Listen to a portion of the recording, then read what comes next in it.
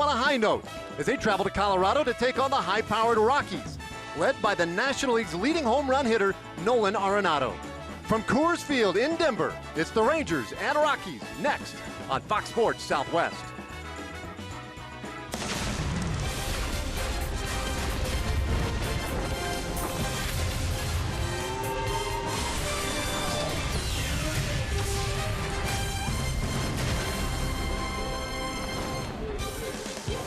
Rangers baseball on Fox Sports Southwest is presented by high-speed internet from AT&T. From the front range of the Rocky Mountains, we're in Denver, Colorado at Coors Field. Home of, right now, the red-hot Colorado Rockies.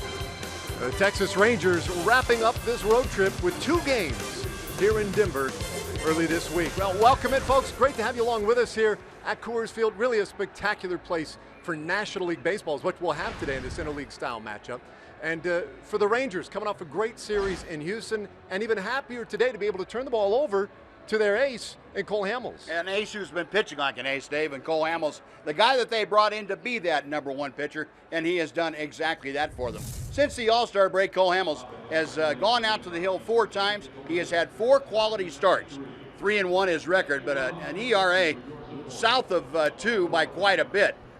8 walks and 29 strikeouts for the Ranger number 1, and opposition hitting less than 200 against him. So he's doing everything the Rangers had hoped for and putting in a little extra time there too, and they hope he can continue that streak of giving them quality starts. Yeah, the other thing, Buzz, we talked about this on the pregame show, is that 3 of those 4 starts on the road, as this one is tonight here at Coors Field. So the left-hander Cole Hamels on the mound for the Rangers tonight. But the starting lineups in the first pitch. Rangers and the Rockies coming up next.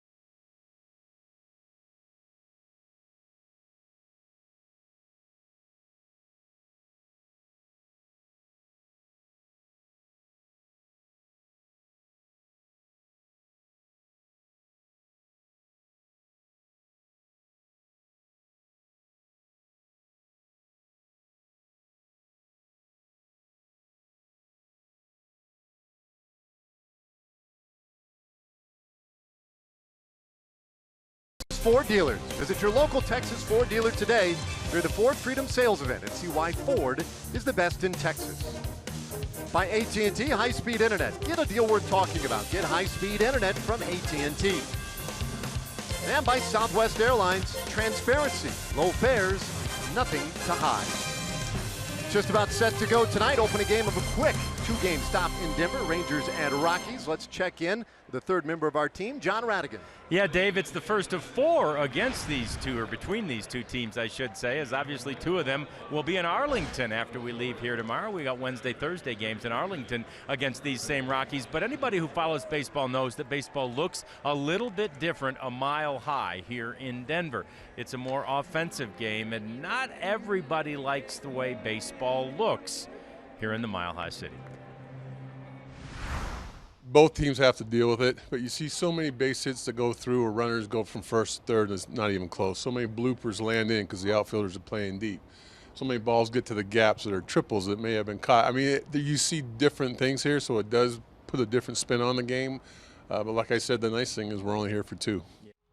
And like Boo says, yeah, just the 2 games here, and they, of course, had a series here last year, so they're familiar with the surroundings, and they know how to play and how to win here at Coors Field. We'll see how they do tonight. Cole Hamels on the mound trying to quiet those hot Colorado Rocky bats. We're back with the starting lineups in the first pitch right after this.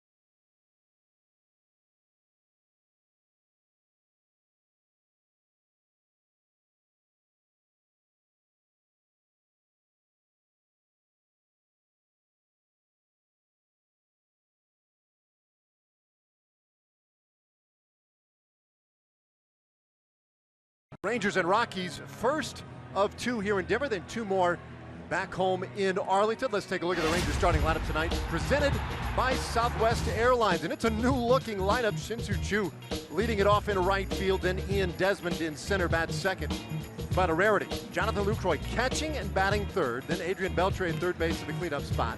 Rougned Odor, Jurickson Profar at first base against the left-hander tonight. Elvis Andrus at short. For the first time in Rangers history, a pitcher, Cole Hamels, bats 8th, and then Delano DeShields in left field rounds it out for Jeff Bannister's team at 65 and 47 coming into tonight. Yeah, Jeff Bannister's lineup is going to face a very tough young left-hander tonight. It's the rookie Tyler Anderson, who's making his 11th career start. Anderson played his collegiate ball at Oregon. He was a #1 draft pick by the Colorado Rockies in the 2011 draft. Injuries have held him back a little bit. He's had assorted injuries through the first 4 years of his professional career, but finally made it to the big leagues, and he has been something. He knows how to pitch. He works with a couple of different fastballs, a 4-seamer and 2-seamer, a cut fastball, and a changeup. And the Ranger hitters are going to have to adjust on the fly against him because he can manipulate the ball around the strike zone, knows how to pitch. He has a reputation, or at least has built a reputation quickly, as being a rather cerebral pitcher, as he starts us off with ball one tonight.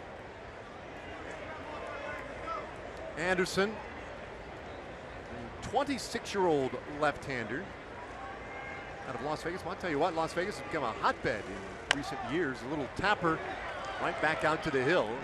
He'll lob it overhand to first. That one nearly got away from him, though. Chu retired to start things tonight.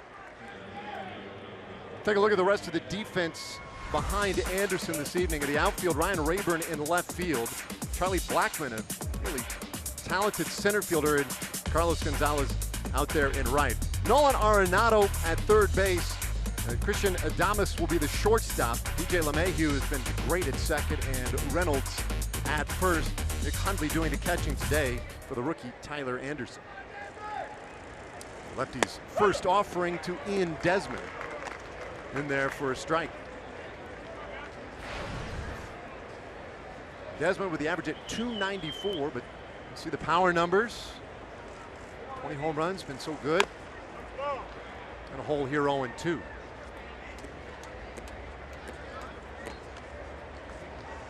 Desmond at the game-winning hit yesterday, the 11th inning down at Minute Maid Park in Houston. Rangers taking 2 out of 3 from the Astros and dropping the Astros to third in the division. Desmond, one of many who have had great success here at Coors Field. And he'll take this one and tap it right back to Anderson again. It's a better throw this time to first, and that's 2 quick outs to start the ball game tonight. Now, one thing you've already seen, Dave, from Tyler Anderson is the ability to keep the ball off the good part of the bat. He doesn't give up many hard hit balls. As a matter of fact, he's has one of the lowest exit velocity ratings of any pitcher in the major leagues, at just over 85 miles an hour. And that's about 5 miles an hour below what the major league average is. Well, proof in the pudding there, those first 2 at bats. There's now Jonathan Lucroy takes strike 1. So good job of getting ahead of hitters as well so far here right out of the gate. See Lucroy's overall numbers, both with the Brewers and the Rangers, but boy, with the Rangers, 6 for 20 with 3 home runs. What a delightful pickup he has been right at the deadline. And while he's hitting, we'll talk about his offensive numbers, but boy, what he has done defensively, Buzz, he has just been spectacular. He has been solid. Exactly what the Rangers had hoped they were going to get, and they have not been disappointed. 1-strike pitch, and he hammers this ball center field. Blackmon with plenty of room back there, able to track it down and complete the 1-2-3 inning for the rookie, Tyler Anderson. Now the veteran left-hander, Cole Hamels, out to do his work for the Rangers.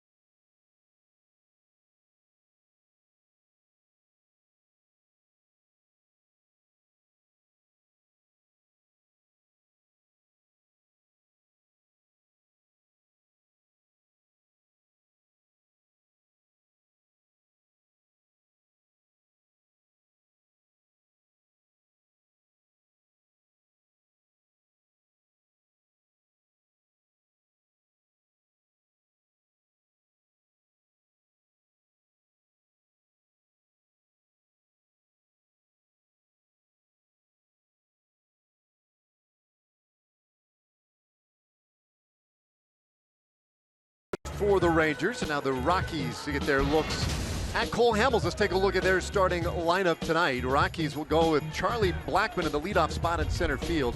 DJ LeMahieu bats second, plays second. Nolan Arenado, the talented third baseman, And then it's Carlos Gonzalez in right field in the cleanup spot. Mark Reynolds, much improved this year at first base, batting 5th. Ryan Rayburn in left. Nick Hundley, the veteran catcher. Christian Adames, their new shortstop, and the pitcher Tyler Anderson, rounding things off for Walt Weiss's Rockies. Hamels starts his evening with strike one. Pardon me, ball one to Blackman. Now Cole Hamels, the 32-year-old from San Diego, making his team high tying 23rd start, 12-3 for the Rangers this year. That ERA second in the American League at 289, and the opponent's average just 230 against him. Hamels making his 6th career start in this ballpark. He is 2-2 in the previous 5 starts here against the Rockies. So Cole not intimidated by what's gone on here. No, he's in fact had some decent success in this ballpark, relatively speaking. The numbers don't stack up quite like they do at other ballparks, but for this ballpark, compared to other visiting pitchers, Hamels has handled it about as well as any visiting pitcher. Blackman, you can see, puts up very good offensive numbers. Brings a little power in that leadoff spot. Hits this ball sharply down the first baseline, but foul. 2 balls, 2 strikes on the Rockies' leadoff man. Blackman, in fact, has 6 leadoff home runs this year among his 13 homers. We saw a moment ago the on-base percentage at .366, so he does a great job of setting the table and then sometimes even cleaning that table when he starts ball games.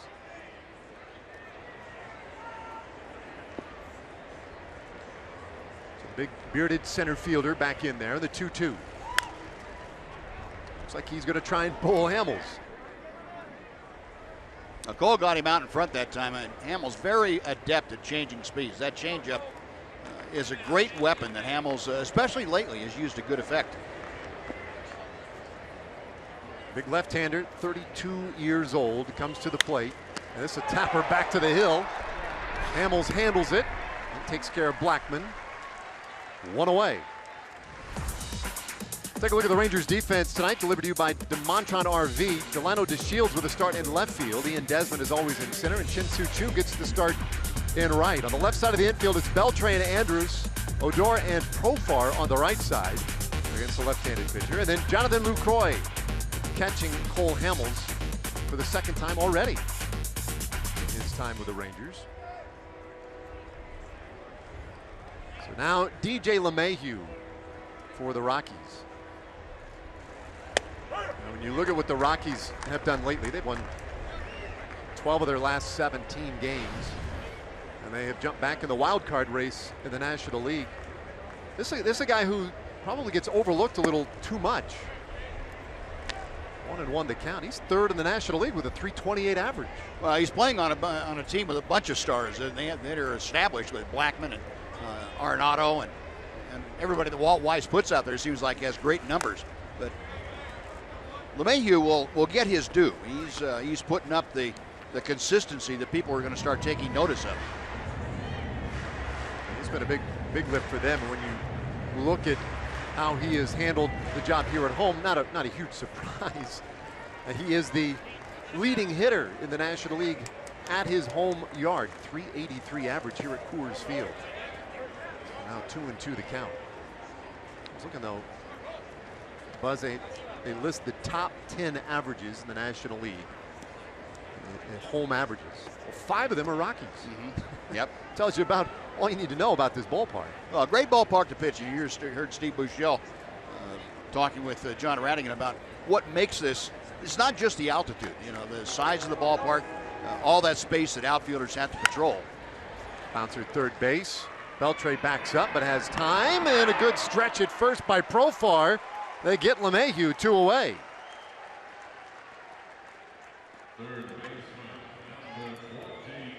Adrian kind of threw a cutter over there to Profar, fooled him a little bit. But Adrian, you don't see him back up on a ball very often, but this is one of the ones that he felt okay about doing it. And the throw just to the outfield side at first. And nice job by Profar to keep that little toe on the bag. Now, we were talking about the size of the ballpark, and You know, one thing it's been 40 years since I pitched up here, but against the Bears in AAA, what I noticed, and it's still true, is the ball jumps through the infield in a hurry. For whatever reason, it scoots through the infield by the infielders. It scoots through the outfield in the gaps to the wall very quickly. Here's Nolan Arenado now. Nolan Arenado, the best power hitter right now in the National League. Leads the league with the 29 home runs and the 87 RBIs. I thought that was an interesting point, because you and I were talking about it before the ball game tonight. Pitching at altitude, you think of the effect on the breaking ball. You think of obviously the ball just not coming down. Yep.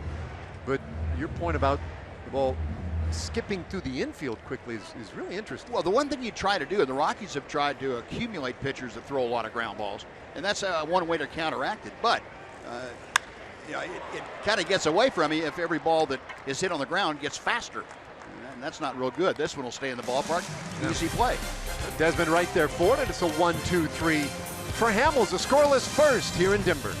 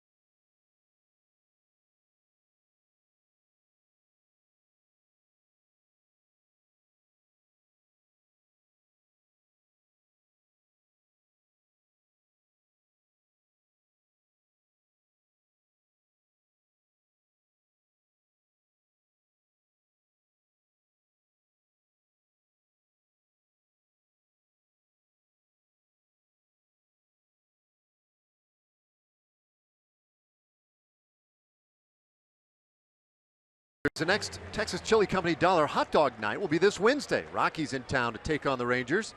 Head out to the ballpark early. Enjoy all the hot dogs you can eat for just $1 each. Get your tickets today, TexasRangers.com, or by calling 972-RANGERS. All right, second inning. And heart of the order due against the rookie, Tyler Anderson. He got a head start on the hot dogs tonight here in Denver. Adrian Beltre leading it off. Beltre at 271, had a couple of hits yesterday in Houston, but only 5 hits so far on this road trip. So looking to get things going a little bit. 1-1 the count is. Our TXU Energy power player to watch is Adrian Beltre. I mentioned it earlier, there are a number of Rangers with big time numbers here at Coors Field, but 395 with 17 home runs for Beltre. So he has found this ballpark to his liking. Beltre in the cleanup spot tonight, which is where he has been with some regularity of late. He takes a big swing here, but pops it foul out of play. It's 2-2.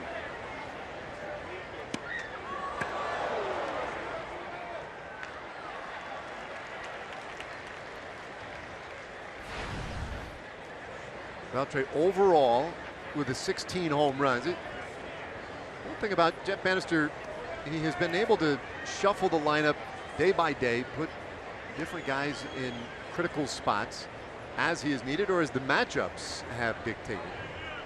But you do get the sense lately that he's starting to find a little bit of a groove for a lineup that he likes. This one pulled foul. The difference is tonight, Carlos Beltran not in the lineup again, second day in a row, is available to hit if needed.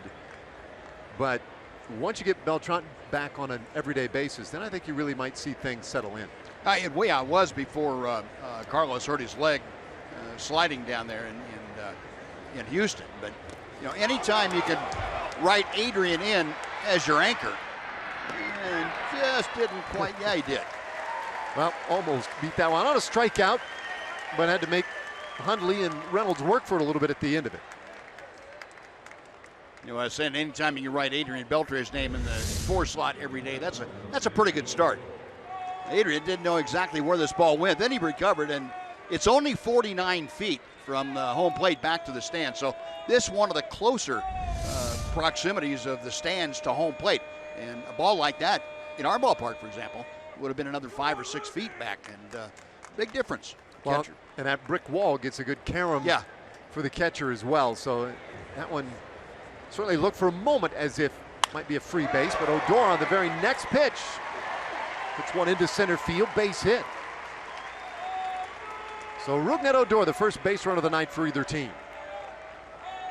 You know, as is Rougned's habit, he doesn't waste too much time. He gets up there, if he sees something good on the first pitch, he's going to have a hack at it. And Anderson trying to get ahead. Looked like it might have been an off-speed pitch or a two-seam fastball. It didn't have a whole lot on it. And Odor aboard for the first base runner of the game for the Rangers. Just off the end of the bat. He's on now, and always a threat to run. Jurickson Profar stands in at the right side and takes ball 1 from Tyler Anderson.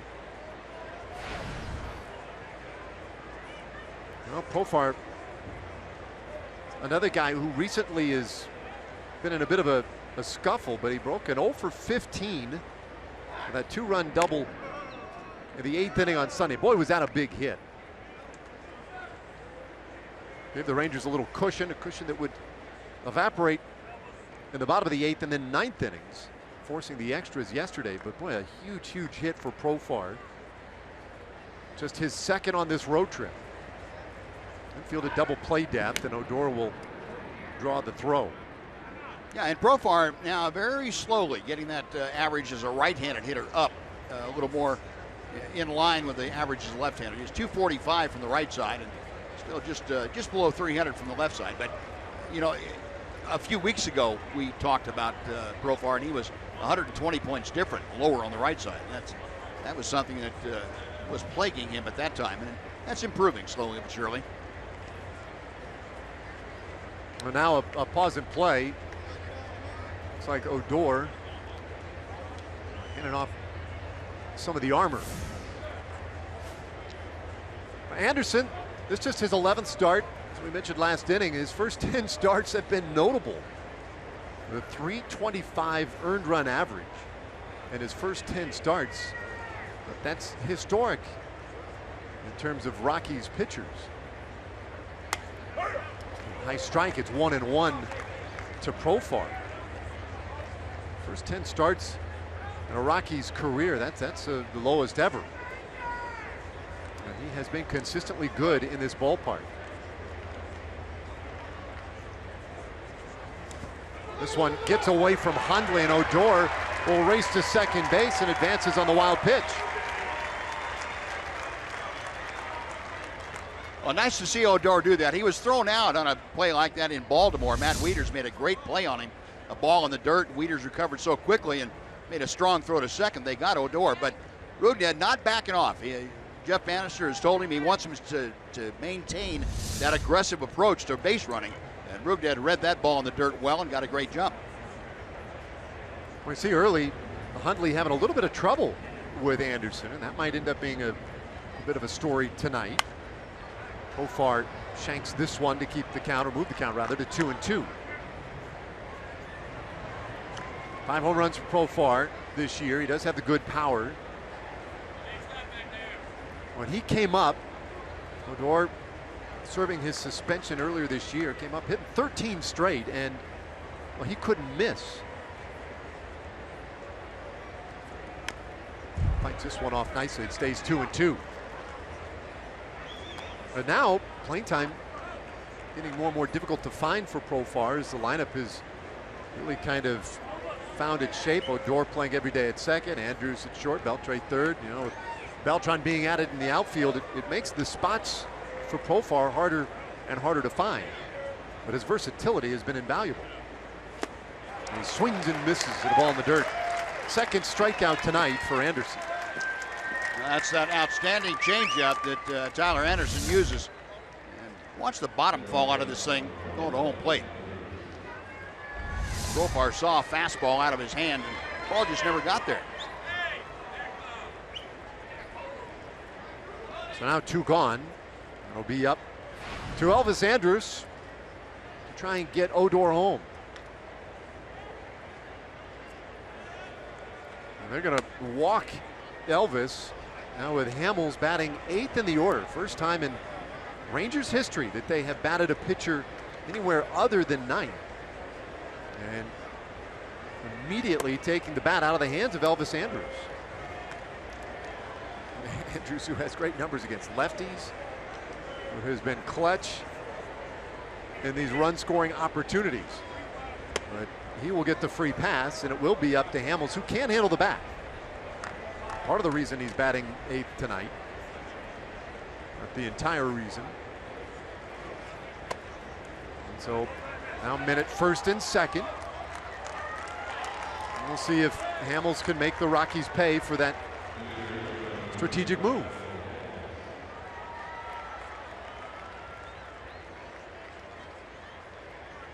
Cole does have a hit this year. He's 1 for 6.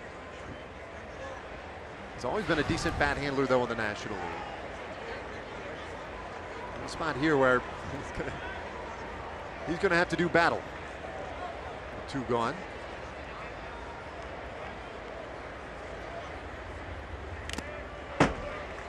And probably not a real comfy matchup for him either. Lefty on lefty. Well, one thing that Tyler Anderson doesn't have is a big sweeping breaking ball. That more than anything would make a left-hander more uncomfortable. And he doesn't throw 96 miles an hour either.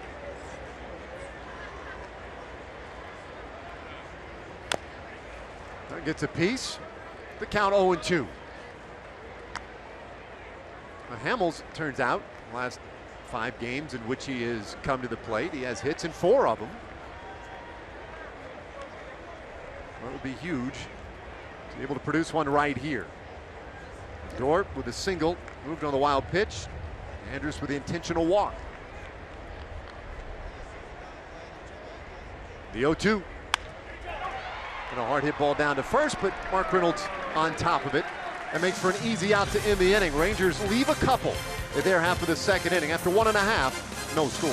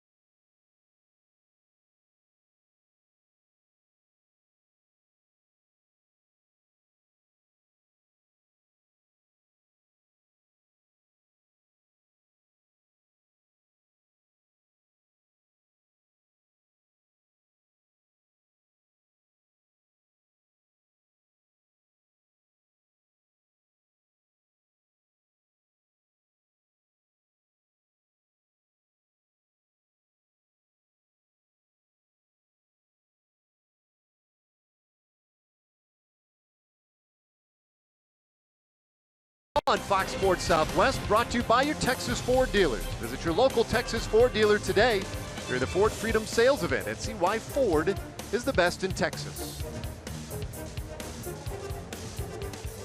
Well, no score after an inning and a half. Gorgeous evening here in Denver, Colorado.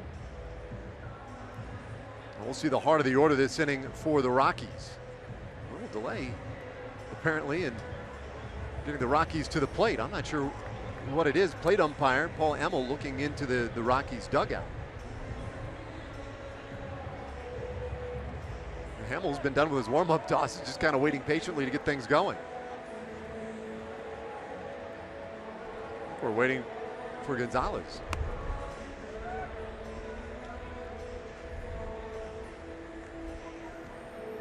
Carlos Gonzalez, who has been one of a handful of Rockies lately who have been bitten by the injury bug. He was a little slow coming off the field between innings. Been working through a sprained ankle, and so they're working on the tape. Trying to put a new tape job on there and see if they couldn't stabilize that ankle a bit, but apparently it's not going to work. He's going to have to come out of the ball game. It's like Gerardo Parra is going to grab a bat and hit for him. They just got Gerardo Parra back a couple of days ago. Right. They have been just a little banged up lately, and so Parra is going to take over for Gonzalez. Well, that's a big moment here in the early part of this game. Gonzalez, this has been a year for Carlos Gonzalez where he has by and large stayed healthy, which has been a big part of the story in his career. He's had such a tough time staying in the lineup, so difficult for the Rockies to see him lead the game here in the second inning. But Gerardo Parra, very capable fill-in coming off the bench for them. And a very good defensive outfielder as well, and he'll take just a little bit tight for ball one. I almost had the feel of like a NASCAR moment there. The pits, they just couldn't get it tape off quickly enough, stabilize that thing. Maybe had they been quicker, they could have kept him in the game. 1-1 on Parra. I mentioned the injuries have been part of the story. Yeah, apparently their supply of spare ankles in the dugout wasn't good enough. Well, just couldn't find it quickly enough. 2-1 to count. So here he was walking off the field, and that just obviously does not look very good for Carlos Gonzalez. A guy who among his many tools has been his ability to cover some ground in the outfield. He's got good speed, but not with an ankle like that. Meanwhile, the count 2-2 on Parra.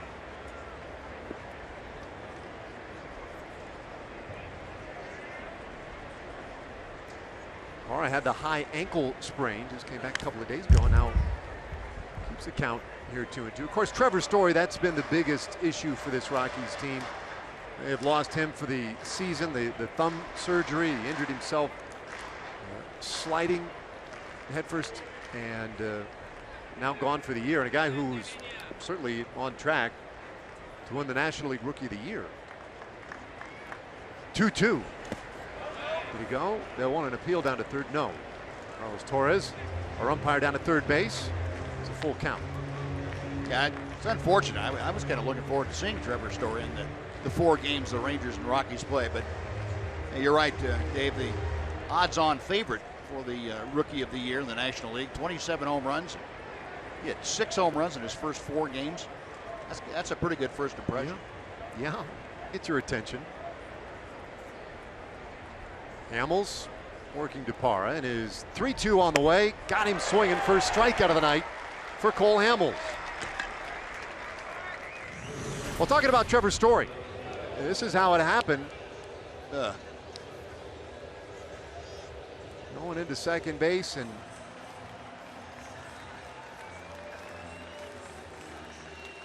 you can see, obviously, he tried to play through it, could not, had surgery, and now done for the year. And he was disappointed. I saw him earlier today down at the Rockies clubhouse. Obviously wanted to play against his hometown team from Irving, and you know, at the very least he'll get to go back home and see some family. Mark Reynolds, 280 average, at 350 on base. 1-1 the count to Reynolds. His story has always been strikeouts. Reynolds has had a heck of a time with that in his career. Not that he's let it bother him much. He has always embraced striking out. And he swung for the fences. It's resulted in a lot of power, a lot of home runs over the years. 2-1 the count. This year, though, he has cut down pretty significantly on his strikeouts. And, you know, the average up, 280, still has the power. Yeah. Much better looking player here in Denver this year. 2-2 on the good fastball from Hamels. That one at 94 miles per hour. Cole looks like this evening he has that same complement of pitches, Dave, that we have seen him use so well lately. That good changeup and the good fastball that he has command of. There's the changeup. And there's his second strikeout of the night. Back-to-back Ks to start the second. Well, you talk about when you're at altitude and the ball's not going to break as much, go to fastball changeup. And for some pitchers, that is completely foreign territory. For Cole Hamels, that's like him going back home. I mean, it's just second nature because he has learned how to pitch like that over the course of his career. And, well, he can. That's why he's so good at adapting to no matter what the situation. He has that arsenal that he can use to great effect. Pumps at a fastball for a strike to Ryan Rayburn. Right-handed hitter at 231 for the year. Rayburn with the start in left tonight.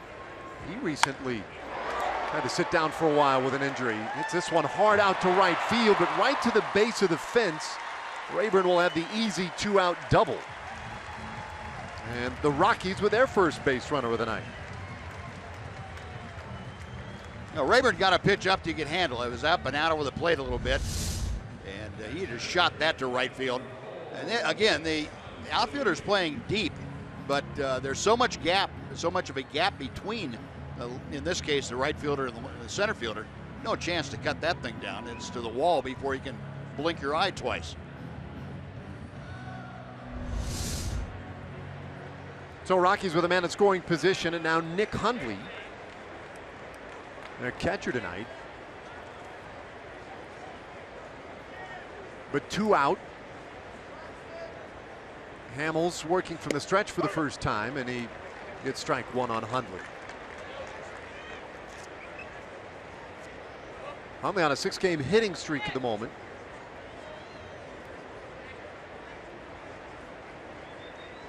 Oh, pardon me, I don't take that back. He recently had that ended.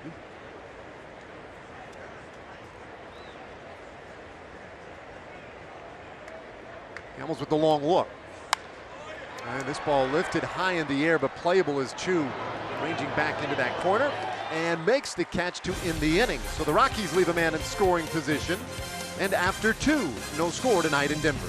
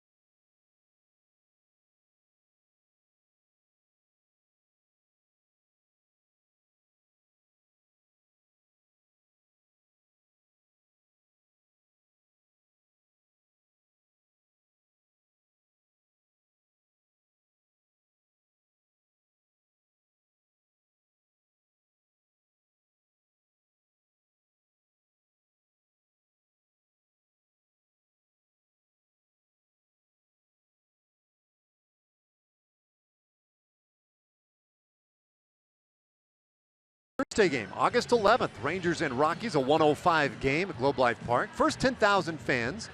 We're going to Papa John's Texas Rangers Throwback Thursday collector pin commemorating Michael Young as the all-time franchise leader in hits. Get your tickets today, TexasRangers.com, or by calling 972-RANGERS. Once again, as has been the case all year, we see so many Rangers fans on the road. Got a handful of handwritten notes today from folks here in attendance. I know we've got some more coming again tomorrow. Always great to have Rangers fans joining us on the road. Yeah, we've got some folks up here from Olney, Texas. Ronnie and Barbara Cowart celebrating their 41st wedding anniversary. Can't think of a better way to celebrate your anniversary and come to a Rangers game at Coors Field. Getting a Rangers win, that will go a long way as well. Scoreless game in the third as Delano DeShields leads things off, batting ninth tonight. And quickly at a whole 0-2.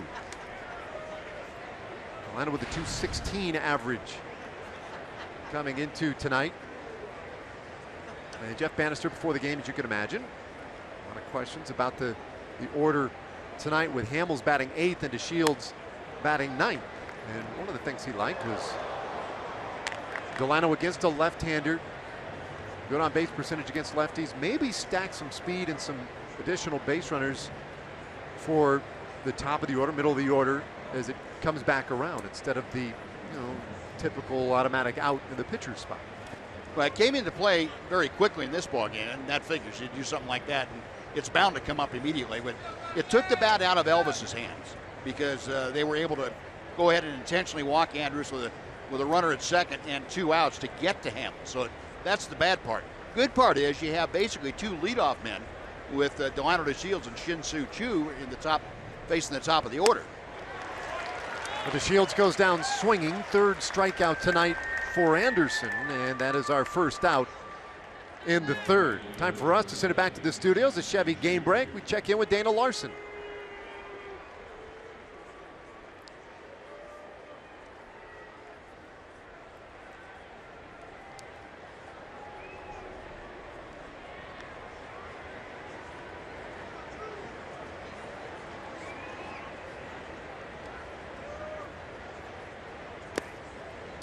All right, thanks, Dana. And top of the order now for the Rangers with 1 out in the third inning. Choo 0 for 1, tapped one back to the mound in the first. Well, left-hander Anderson has looked pretty good so far tonight, living up to the numbers, a little bit of the hype that we got coming into this series. Just 26 years old. Lefty's 1-1. Makes it 2-1. Yeah, and he does a few things that are pretty unique. There's a hesitation in his delivery, very much like Clayton Kershaw and Hector Santiago. A couple left-handers that have it right there.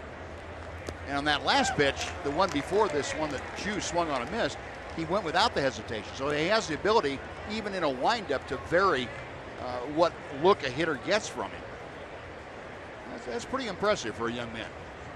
That's interesting. He just recently became aware of the fact that he does have that hitch that most people, I guess, attribute to Kershaw. He said he wasn't really aware that he was even doing that for the longest time until somebody pointed it out. I said, "Oh my God, I do look a little like him." It's not a bad guy to look like. No, if you get the same results, it's a real good guy to look like. Payoff pitch to Choo, and that is off the plate. Second walk issued tonight by Anderson. Yeah, and that's something that Tyler Anderson has pretty much stayed away from. That base on ball has not been something that he has given a lot of. He had 5 walks and 22 strikeouts for the last month. Now only 12 walks so far this year in his first 10 starts. He'll deal with Ian Desmond now and starts him off away with ball 1. Now we'll get a chance to see what this lineup does against Tyler Anderson, what kinds of adjustments, probably be subtle ones, but what kinds they'll make to him. Maybe try and take the ball the other way to kind of counteract that good changeup that he has. Rangers have faced some young pitchers lately that have had great changeups. And quite honestly, they haven't fared very well. Dylan Bundy comes to mind in Baltimore. And, Kevin Gossman had a very good changeup. Didn't fare very well against him. Dallas Keuchel had a great changeup. So you're talking about some of the elite pitchers, or at least pitching elite lately. 2 balls, no strikes on Desmond after the walk to Chu. Desmond might have chased ball 3 right there. Yeah, he got the changeup, and he was up, and I think he was looking at it too, because he waited very well on that pitch. I think his eyes kind of lit up when he saw that thing coming up there. That changeup up right at the letters, and pretty good job by Ian Desmond. That's one you can say, okay, that was the one I was looking for. I got it. I just fouled it back. Might have been an inch too high. Check in on Chu. Does have 5 steals. Not have much of a lead, but Anderson wants to make sure that he stays put. Yeah, and Anderson's got a very good move. We've seen that 3 times tonight now. Chu anticipating at that time, but the pitch misses. It's 3-1 to Desmond, so definite leverage now in Ian's favor. Well, that man, one of the hotter Rangers in the lineup tonight, waiting on deck, Jonathan Lucroy. The 3-1. That's a full count.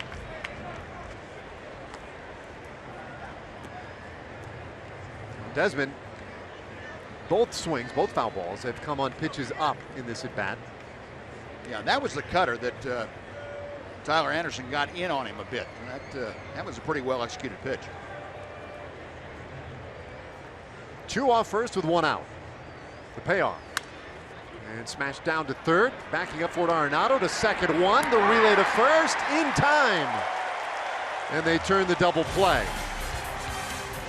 Jeff Bannister holding his hand out as if he may challenge this one. Desmond indicated as much when he crossed the bag that he thought he was safe. You get used to that sort of internal clock telling you whether or not a guy is safe or out. Let's take a look. Well, and you know when your foot hit the bag, and being right there, you can tell when it hit the glove. I think Ian's foot just did get there before the ball. It looks like the ball impacted the back of the glove, and I think Desmond's foot was already on the bag. But Ian's right there. He knows when that foot hits it, and if he could hear the ball going into the glove, he probably has the best idea of anybody.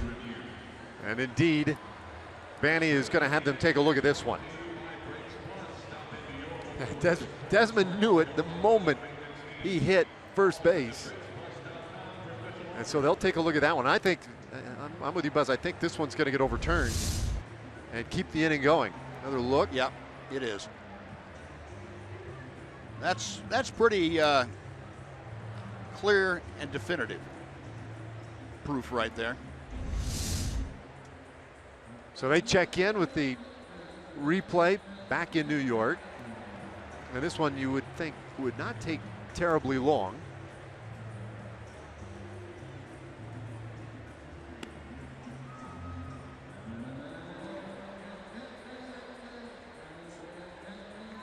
Yeah, at least the 2 angles we've seen, it looked pretty definitive. And they may have another angle that maybe throws some doubt into it. It's one of those things, right? I mean, they say they have several. Now you see it's inches anyway, right? Yeah, the foot's on the bag right now, and that ball is not even within the circumference of the glove, much less impacting the back of it. There we go. Indeed, the call overturned. Our instant replay challenge brought to you by Ford, and Desmond, with his hustle down the line, keeps the inning alive. So safe via the fielder's choice. You can score the put out at second, 5-4. And bigger still is it gets Lucroy to the plate with a man on. Walt Weiss is coming out to discuss the slide at second base, I believe. But he decided against having that looked at. Weiss in his 4th year here in Colorado. And they have not had a winning season yet Under Walt Weiss, they've had 5 consecutive losing seasons here in Colorado.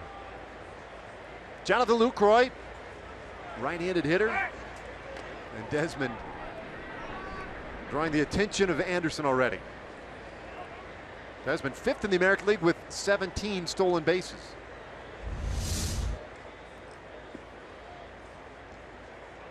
And slide in at second, and see the little pop-up action. I don't think that's grounds for an out at first also, but he didn't interfere with the throw. Well, that would be seems to me a real stretch of the imagination to do anything on that look. Yeah, it doesn't hurt to ask. Never does. 1 strike pitch.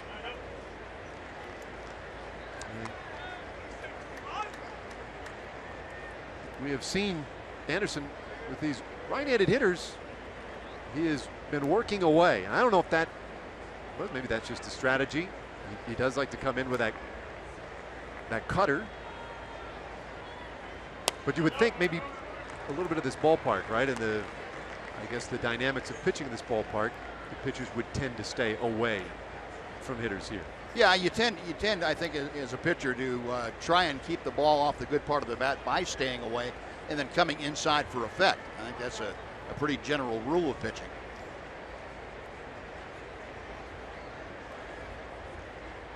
Long pause in the 2-1 pitch. That's popped behind home plate, maybe playable for Hundley. He's going to be called off by Mark Reynolds, and that will do it for the Rangers in the 3rd. They leave another out on the bases. 2.5 so far tonight, still no score.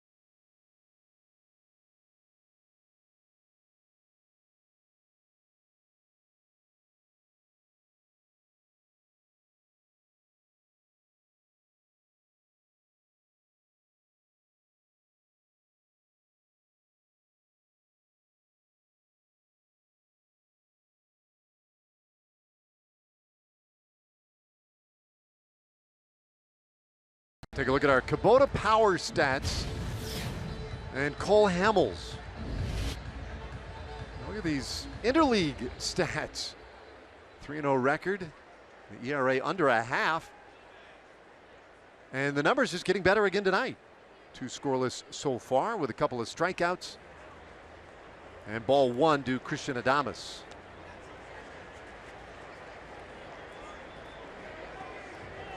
Well, those are very impressive interleague numbers for Hamels. Of course, Hamels spent all that time in the National League with the Phillies. He's plenty familiar with the ballparks and the personnel on so many of these teams.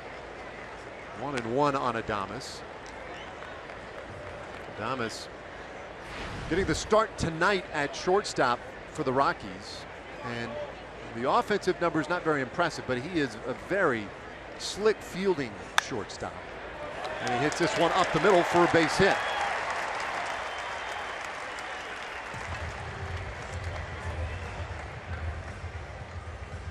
Well, Rockies had the lead man on. Like Cole trying to come in with that cutter and just didn't get it in there quite enough. Stayed on the inside part of the plate, but Adames able to get the bat to the ball, and another one of those balls that got up the middle relatively quickly. And it does. It does. Since you've mentioned it, I mean, they skipped through here in a hurry. So Tyler Anderson has a couple of hits this year. One of them, in fact, left the yard.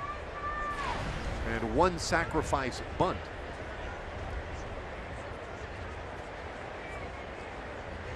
So the rookie with 20 career big league at bats, looking to bunt. It takes that strike. 1-1 the count.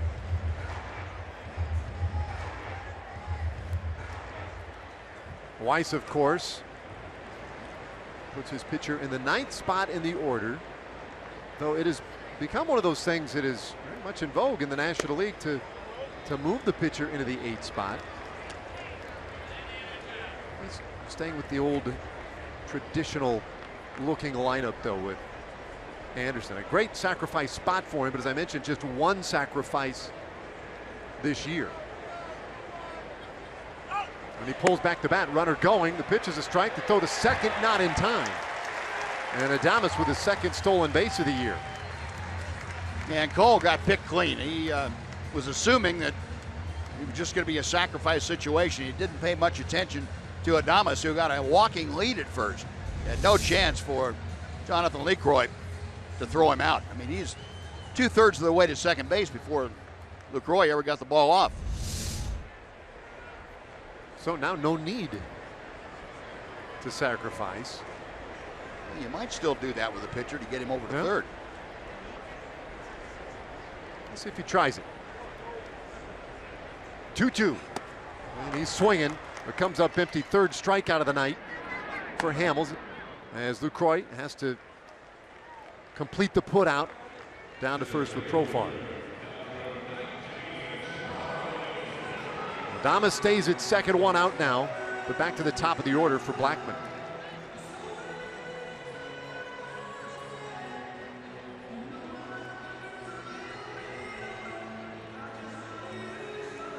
Mentioned it earlier, Blackmon, a guy with very good pop in that leadoff spot.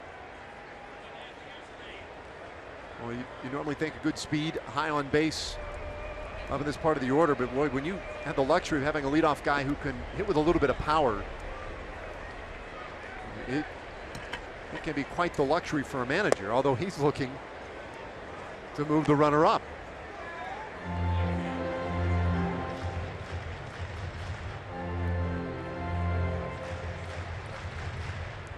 Interesting. No, he was looking to draw Adrian Beltre in. He had no intention of bunting that ball. You get Adrian up even with the bag and try and slap it by him. Adrian well off the line at third.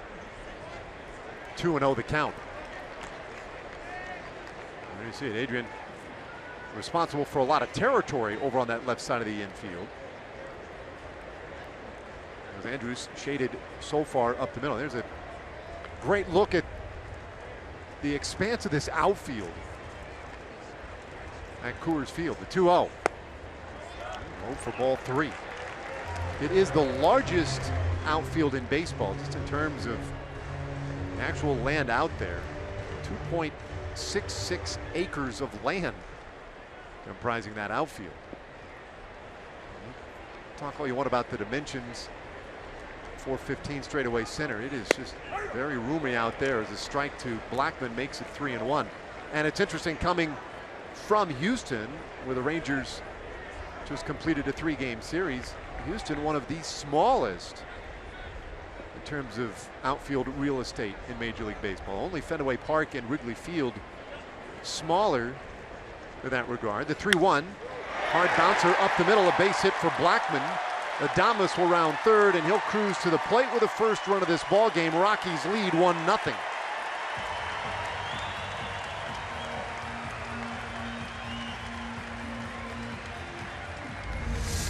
Now Blackmon a pitch down and out over the plate. Didn't quite get away, which is where Cole Hamels wanted that. Blackmon, pretty good hitter, even against the left-handed pitching. Blackmon makes pretty good contact, and that's solidly struck for the RBI.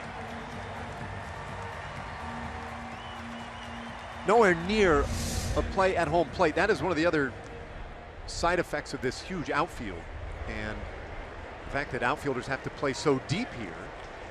You get a lot of balls that fall in short of outfielders in this ballpark, and you rarely get much in the way of close plays at the plate. Once that one got through, it was a foregone conclusion that Adames would score. This last weekend in Houston, I mean, you might well have a play. So the first run of the game plated by the Rockies, and now a pickoff. They might have Blackmon to toss down to second in time. Profar able to hustle that one down to Elvis Andrus, and they get Blackmon for the second out of the inning. A very nice play by Profar, and that's one of those ones where if you haven't played first base very much, a tough play, but Jurickson comes up to get the ball in front of the line. Then he has a clear shot to Elvis down at second. Nice play by Profar to make that very strong throw for the out. Walt Weiss looking into his dugout and hoping for some information to be relayed from the relay guys inside as to whether or not that one might be worth reviewing. Second base umpire Greg Gibson was right on top of it. We'll take another look. I mean, it was close. I'll grant you that, but I don't know that there's enough there to overturn that. Looked like that glove was on his back pocket.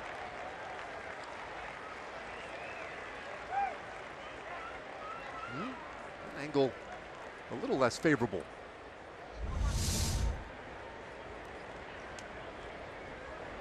But they will let that one go. So 2 gone, bases empty. And LeMahieu waiting on the first pitch from Hamels. Chase strike 1. DJ LeMahieu, he was a good one with the Cubs. Had a real good run, especially defensively at second base. He does have a Gold Glove in his possession as well. This year has added some very impressive offense. 1-1 the count. Pardon me, 0-2 the count to LeMahieu. He's getting on base at a 400 clip this year. 0-2. We'll see another.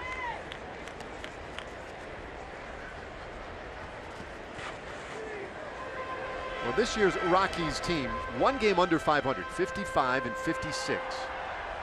They're 8 games back of the Giants in the National League West, but 4 back in the wild card race. In large part because they have gotten very hot. Check swing, did he go? He did. Plate umpire Paul Emmel rings him up, and that ends the inning. But a run scores for the Rockies, and they are on the board tonight. 1-0 lead Colorado as we are done with 3. Now let's go to Aaron Hardigan and our Rooms to Go lounge.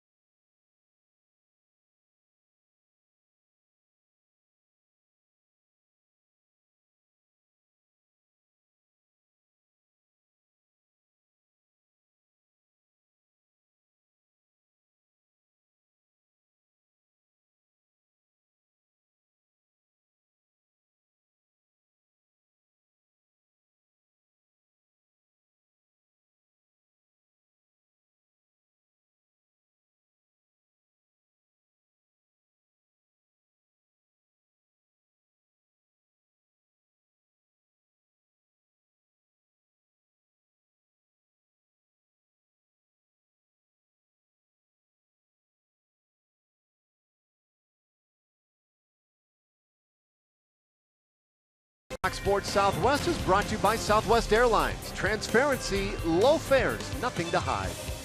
And by the all-new 3-row Mazda CX-9, meticulously crafted for driving because driving matters. We have played 3 here in Denver. Look at the Rocky Mountains. Gorgeous views from this ballpark here in Lodo, lower downtown in Denver. 4th inning, and Adrian Beltre takes strike 1 from Tyler Anderson. Beltre struck out of the second. He's 0 for 1. Part of the order due in this 4th inning. And the second look for all these Rangers hitters at Tyler Anderson tonight. The rookie Anderson making just his 11th big league start. 2-1 now to Beltre. Anderson, a guy who was drafted out of high school in the 50th round of the draft. That was back in 2008. The Twins showed interest in Anderson, but he decided, well, I'm going to go to college. And so went to Oregon, reviving the Oregon Ducks baseball program. And had a great career there, set a number of Oregon records. His 3-1 pitch, Beltre turns it foul. In fact, 285 career strikeouts at Oregon, a school record. Then when he went to the first round to the Rockies, it was he became the first Oregon Duck to do so since Dave Roberts was drafted first back in 1972. 3-2 pitch, and that one fought off again by Beltre. Doing some battle up there this time with Anderson.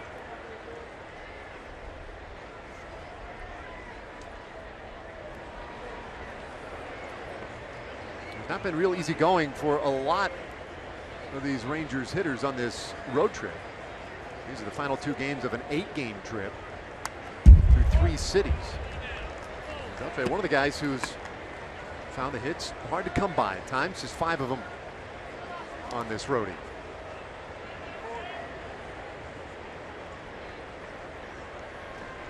Frankly, this offense largely has been carried by the new additions. Carlos Beltran, Jonathan Lucroy, the 3-2 pitch, and that's ball 4.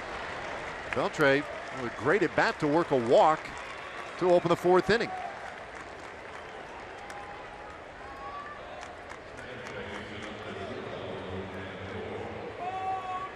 And that will get Odor to the plate. Yeah, and the one thing too, Dave, that the Rangers have had shortages of, and that's timely hitting. Runners in scoring position. It's not been a good road trip for that, but yeah, part of that credit has to go too to the pitchers that they're facing. They face some guys that tend to get a little tougher when men on base. Anderson to the plate, and Odor swinging away. Stopped to the hole by LeMahieu, and they get the force out at second. And there you see some of the great defense by DJ LeMahieu. That one off the bat looked like it might just find its way to right field. But a 4-6 force out of Beltre is our first out of the inning. A very well thought out play by LeMahieu before he had to make it. He knew who was running at first, and Adrian not quite as fleet of foot as he used to be. So LeMahieu knew that if he got to that ball and was able to get off a stronger throw, he'd be able to get the lead runner. So 1 gone. Odor replacing Beltre at first. Profar struck out of the second inning. He's 0 for 1. Well, to your point about big hits on this trip. You know, yesterday, one of those games, of course, we went 11 innings yesterday, but Rangers were 5 for 21 with runners in scoring position. Bouncer right back to the mound, could be 2. Anderson to second, 1, and the relay in plenty of time to get Profar. And just like that, the inning is done. We'll go to the bottom of the 4th inning. Rockies lead the Rangers 1-0.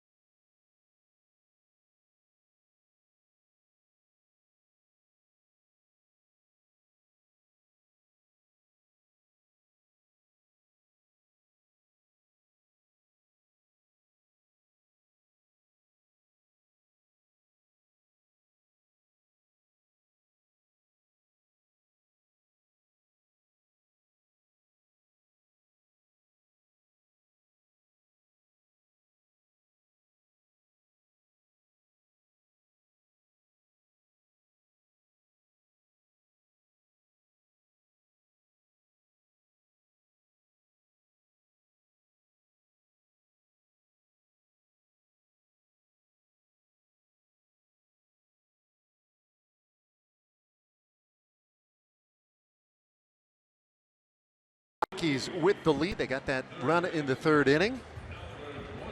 Cole Hamels has been pretty sharp so far tonight, though. 4 strikeouts in the first 3 innings, and he has allowed the 3 hits.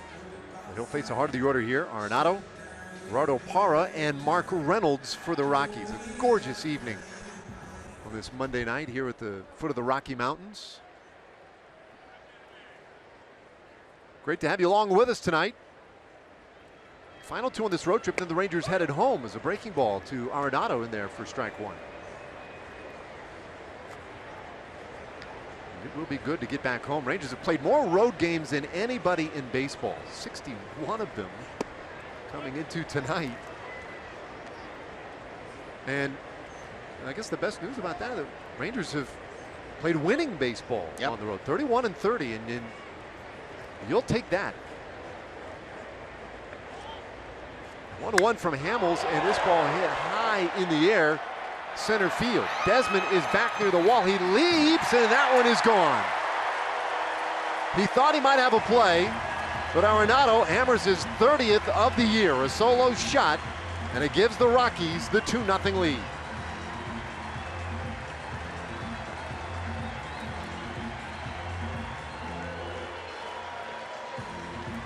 Arenado driving that out about 425 feet from home plate. And yeah, that's the altitude. Boy, this thing way up there, a moonshot. It looks like that cut fastball didn't quite get in there. And Arenado got the good part of the bat to it. All right. Yeah, that wasn't too bad. Well, the swing was, you know, a good one, and it had that sound, it had all that stuff, and then you looked and you saw the trajectory. Yeah. And, well, you know, I don't know. Right. Maybe there's a chance. First pitch strike to Gerardo Parra, but oftentimes with that guy, not a big chance that it stays in. 30 home runs, that leads the National League. Parra now in a whole 0-2. Now he came in the game to bat in the second inning for Carlos Gonzalez, who had to lead the game, and we were told now with left ankle inflammation, been working through an ankle sprain recently, and was not right after that first inning, so left the game. Parra in, struck out in the second, and now the count of 1-2 for Arenado. That was number 100 in his major league career, very young major league career. Swinging a line drive into right center field, base hit for Parra.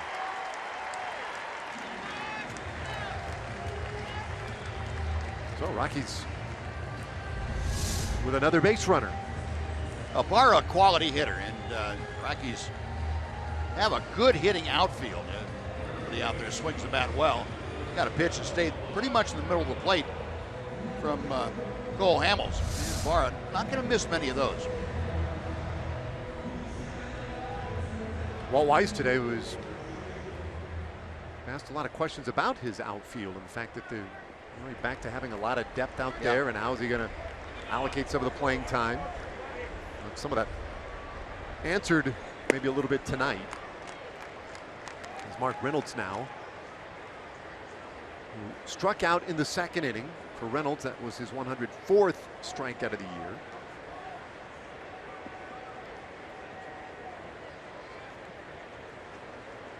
He's a guy who, coming into this year, struck out almost a third of the time he came to the plate, but has brought that percentage down significantly this year. He's done about 25-26% of the time this season.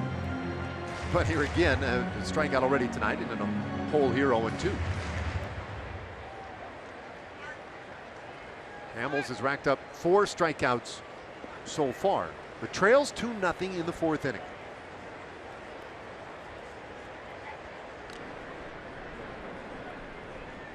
Not much of a lead for Parra.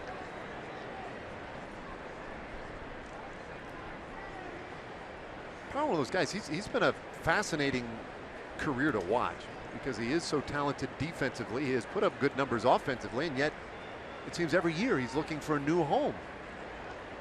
Bluffs, pitches high, 1-2 the count to Reynolds. Well, he's a perfect fit on a good ball club, a club that's going to contend, and he's still trying to find that spot for him. The Rockies picked him up because he's a quality player that can work well with the young players around him. This one popped foul by Reynolds, but up into the seats, and the count stays 1-2.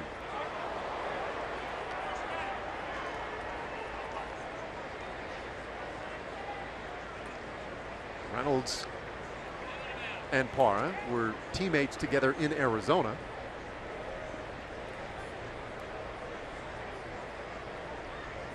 Wide open stance at that right side for Reynolds, and it's 2-2.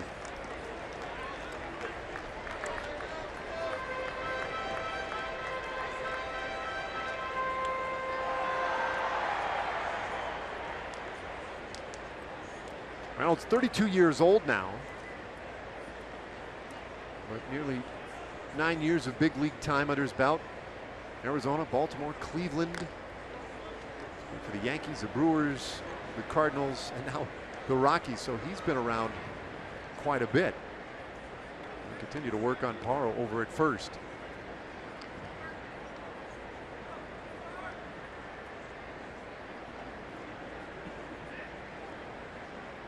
Play Reynolds straight up on the infield. Double play depth up the middle with Andrus and Odor in just a little bit.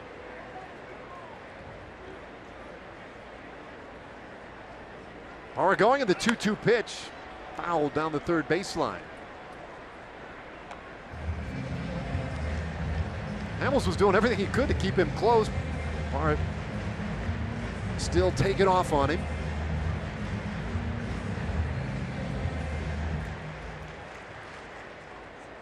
The Rockies have shown that they're interested in running a little bit tonight. Parra's had a couple of 15 steal seasons in the big leagues, and this pitch just a little bit tight on Reynolds. It's a full count.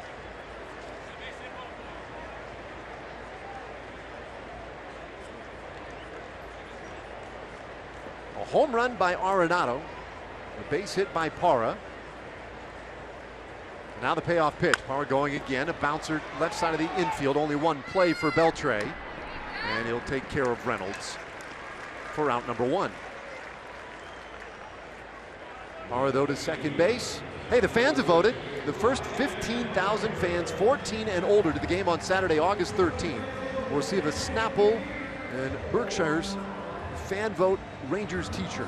Selected by you, the fans. You guys voted on it. Don't miss a special giveaway as the Rangers take on the Detroit Tigers. Get your tickets, TexasRangers.com or 972 Rangers.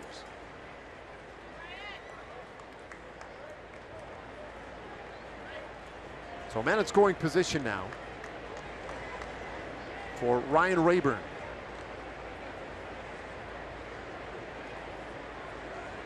Hamels has been pretty deliberate out of the stretch. Rayburn pops this one up on the infield, playable for Profar. And there are two gone.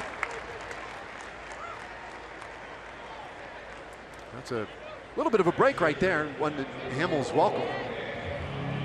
Yeah, Rayburn had doubled off from the last time on a pitch that stayed up and out over the plate, and this time Hamels got Rayburn a little bit out in front foot. Got the pop up. Important to get that second out on one pitch. It kind of put some wind back in your sails. Now Hundley, who's 0 for 1. Hundley has hit in 8 of the past 13 games.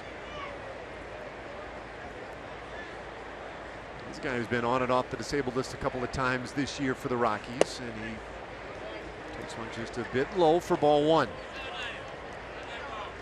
Rockies got their first run in the third inning, RBI single by Blackmon, and then Arenado with his 30th home run of the year has made it 2-0 here in the fourth.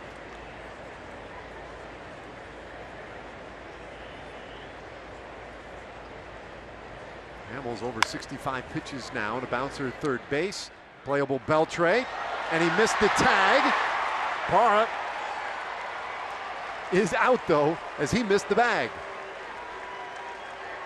So Almost a little wrestling match over there at third base, but Parra ultimately out. Inning is over. Pip Parra, he did his best. Some acrobatics near third, but out of the baseline. Final out of the inning, 2-0 run.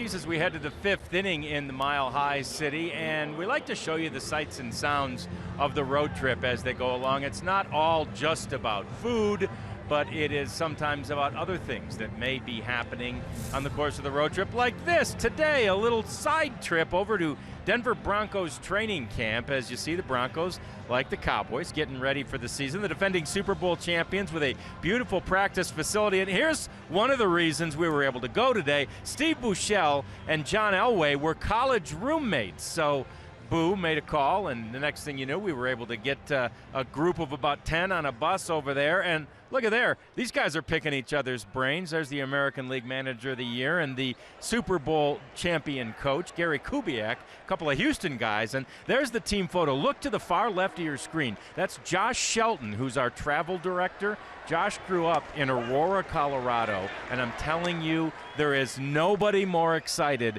than Josh Shelton to meet his hero, John Elway, today. A really fun side trip for a bunch of guys in the staff and the coaching staff and everybody else. So just one of the things that everybody got to do. And lo and behold, Boo told me he was, and somewhere in the stands tonight is John Elway watching the game, guys. Yeah, thanks, John. Yeah, I said he left tickets, and he's going to be right near the dugout as we get going here with the fifth inning. Bottom third of the order. There he is. Number 7. One of the all-time greats. He's got a few car dealerships around here in Denver, too. Yeah, a few. Nice little restaurant where we're staying. Yeah.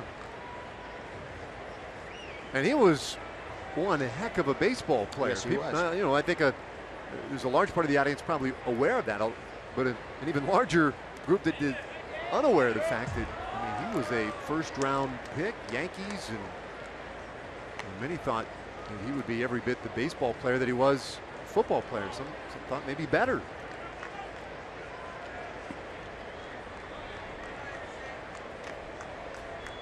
Talked to Vanny about the sojourn, the trip over there today, and you know, he was very excited about the opportunity to watch a football team, as you see Elvis ground out to short, but so excited because his dad was a football coach. And remember last year, he went to Seattle Seahawks practice one day, and he took a lot from it and brought it to spring training this year, including the music that was played during the entire workout at spring training this year. Vanny says he'll take some stuff that he observed today back to spring training next year, including, he alluded to the fact of how intense the coaches were. He said baseball coaches aren't intense enough. We're gonna ramp up the intensity next year at spring training. I'm looking forward to the tackling drills as Hamels takes strike one. One out, nobody on. Fifth inning, a 2-0 Rockies lead. Hamels came up with 2 men on his first time up, but grounded out, and this time he hits one high in the air left field, handled by Rayburn, 2 away.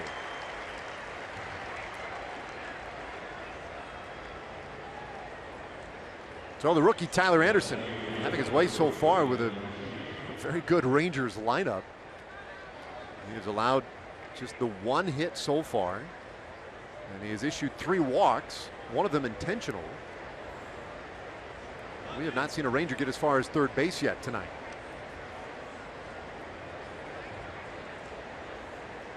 DeShields 0 for 1. He struck out in the third.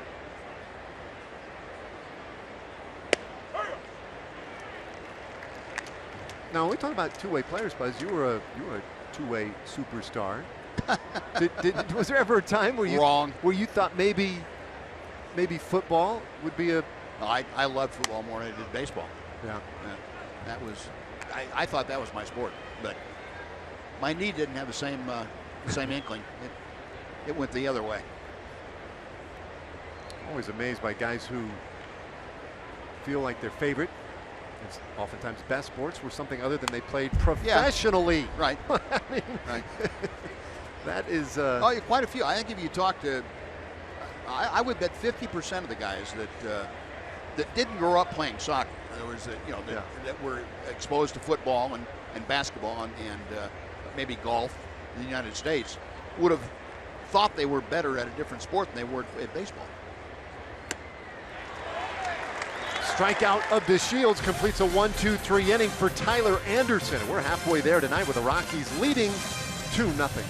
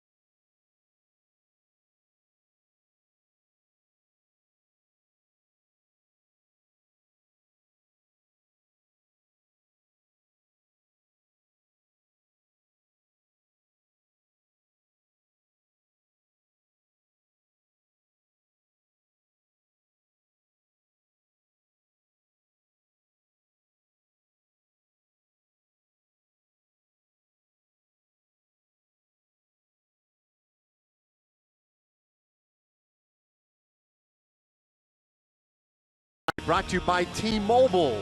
And last night, great story for the Dodgers yesterday. Rob Segedin set a franchise record with 4 RBIs in his major league debut. He was a non-roster invitee to spring training. Vince Scully, as you could guess, had some great lines calling that game for Segedin last night. And Hisashi Iwakuma continues to roll for the Mariners, who, by the way, are now in second place in the American League West.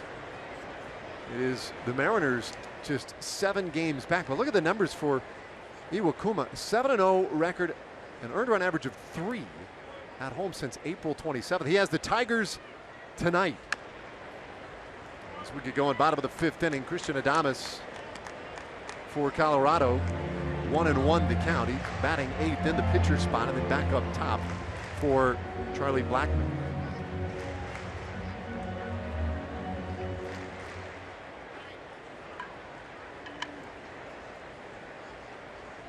Fulmer has the start for the Tigers tonight in that game in Seattle. The Mariners 4 games over 500 now, 57 and 53. And quietly been playing a lot better baseball in the last month and a half or so. Meanwhile, the Astros, their struggles continue. They're in Minnesota tonight, trailing 3-1 in the 8th inning. As a pitch high to Adames makes it 2-2. Astros with just 4 hits tonight, back of Colin McHugh.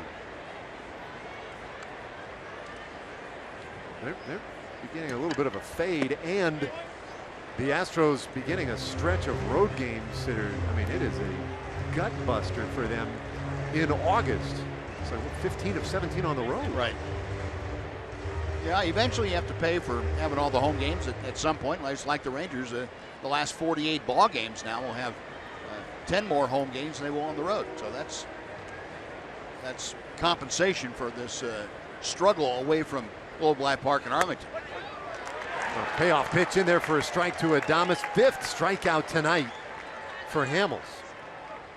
Time for us to check in again with Dana Larson on a Chevy Game Break.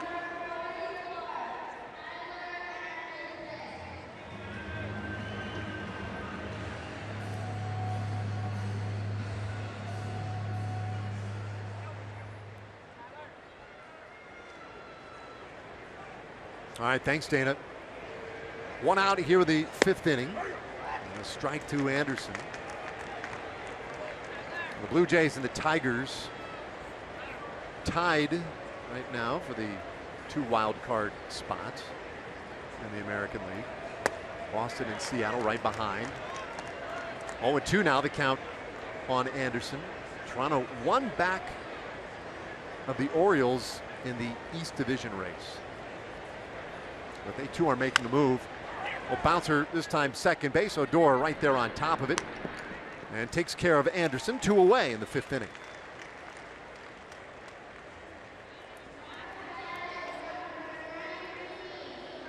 Two runs so far tonight. 5 hits against Hamels.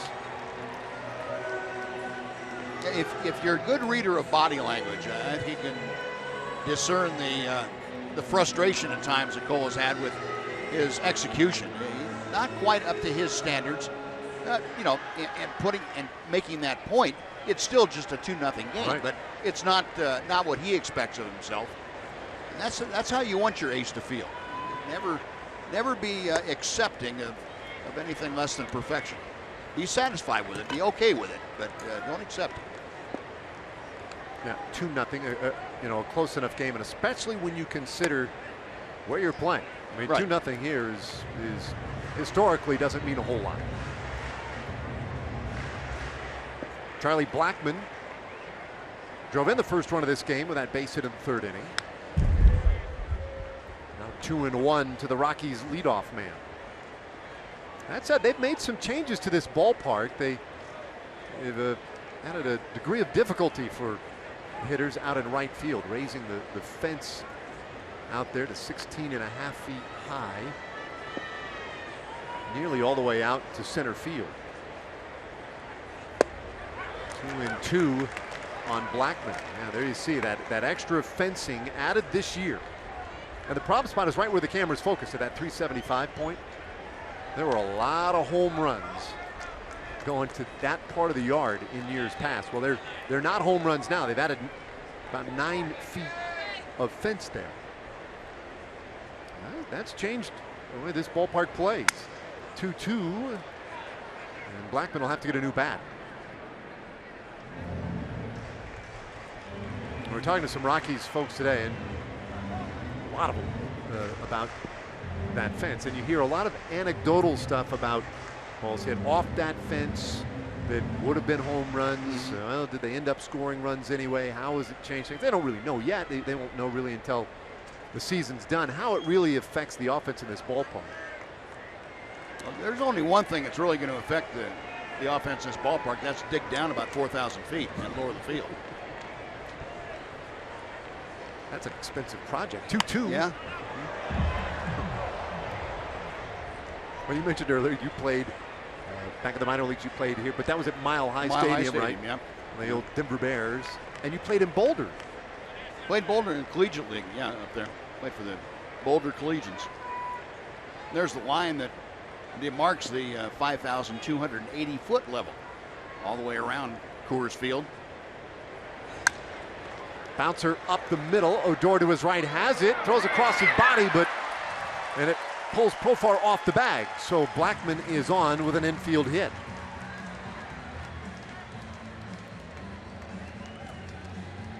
Blackman, we mentioned, big guy, has some power, but he can move too. Now, Rugna, we've seen him make this play innumerable times, and the speed of the ball going through the infield, it took him a little bit deeper out toward the outfield grass than he thought was going to happen. And his angle initially was more shallow, more toward the bag at second. Couldn't get to the ball, so he had to cut it off a little bit deeper, and that throw just didn't have enough steam on it. So now for the fourth consecutive inning, the Rockies have a man on. Hamels wants to keep him as close to the bag as possible. Blackman does like to run.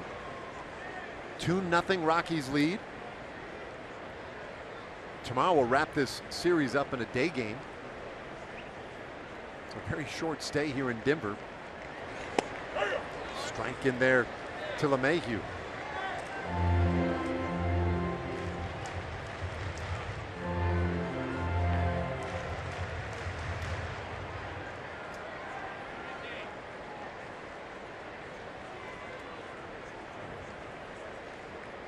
Seen a lot of activity over there at first. Blackman bluffed last time. A little shimmy this time, and a swing and a miss by LeMahieu.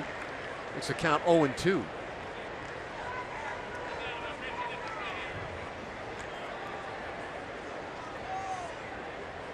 Straight up on the infield. Tomorrow, A.J. Griffin and Tyler Chatwood. It's a 2:10 start time in the Central Time Zone. 1:10 here locally. 0-2 pitch, and it's upstairs. I mentioned it earlier, LeMahieu has done all kinds of damage here at Coors Field. A .383 average at home. And that is best in baseball. 1-2, no. Hamels this time takes the bait.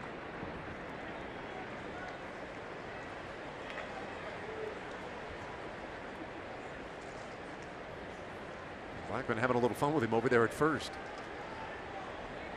LeMahieu tonight 0-2. Hamels to the plate, a bouncer right back to Cole, and he'll lob it over to first, and that will end the inning. Another runner stranded by the Rockies. Sends us to the 6th inning tonight. Rockies 2, Rangers nothing.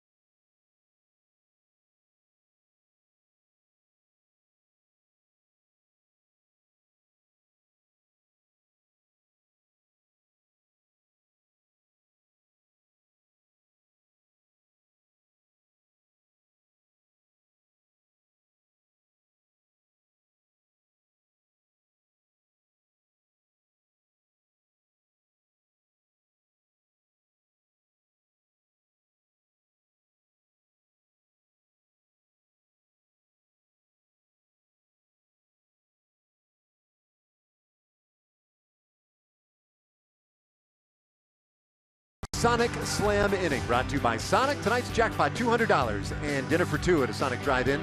If a Ranger hits a home run this inning, David Daigle of Grand Prairie, Texas wins $200. If Well, Ranger hits a grand slam this inning. David wins $25,000. You can register at any participating Sonic restaurant. See if the Rangers can win David a little cash here. So look at another gorgeous sunset out here in the Midwest. It is a spectacular part of the country. You get just gorgeous vistas, and from this ballpark you get these great views, especially from down to the right field corner. Top of the order here for the Rangers in the 6th. And Choo takes one in for ball 1. Choo had a great at bat in the 3rd inning, ultimately working a walk. Bounced back to the mound in the 1st. And it's 2-0. The Rangers need to inject a little bit of enthusiasm into their approach. And, you know, a guy throwing the way that Anderson is will take that enthusiasm right away from him. You have to make sure as a team you go out there with the energy necessary to combat it. One time Anderson finds the inside corner, 2-1 the count. Now, he's walked 3 guys tonight. And that's news for Tyler Anderson, who has been pretty stingy with those this year. A little tight, ball 3. Just 12 walks in 61 innings coming in. And he's talked about that being a large part of his success this year. You know, you pitch in this ballpark, that is a big key. Keep the free base runners off. So when the home runs do go out, and they will, they don't mean quite as much. Pours that one right in there, and it's a full count on Choo.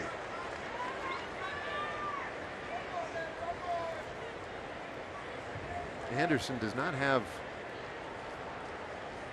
eye-popping stuff, but he has certainly proven that he knows how to pitch.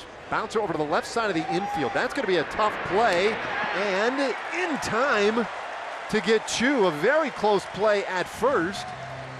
There was a moment where it looked like that one might just be a little too difficult with all the room over on that left side of the infield, and Banny not willing to accept the call on its face immediately. Choo knows he was coming back to the dugout even while Jeff Anderson was waiting to get the word from upstairs.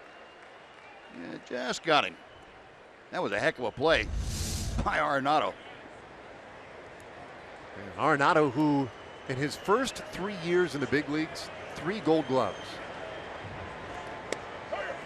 First pitch to Ian Desmond, taken for strike 1.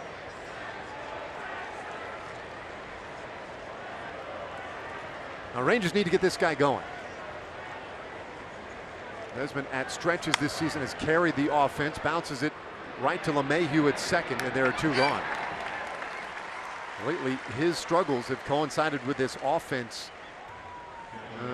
struggling a little bit to score runs.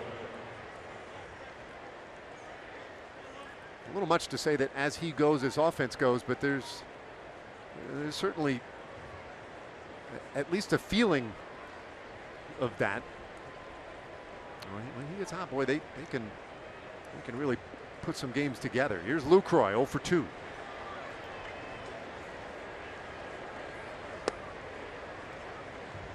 There's one of the rare breaking balls, that slider from Anderson. He has not thrown many of those tonight.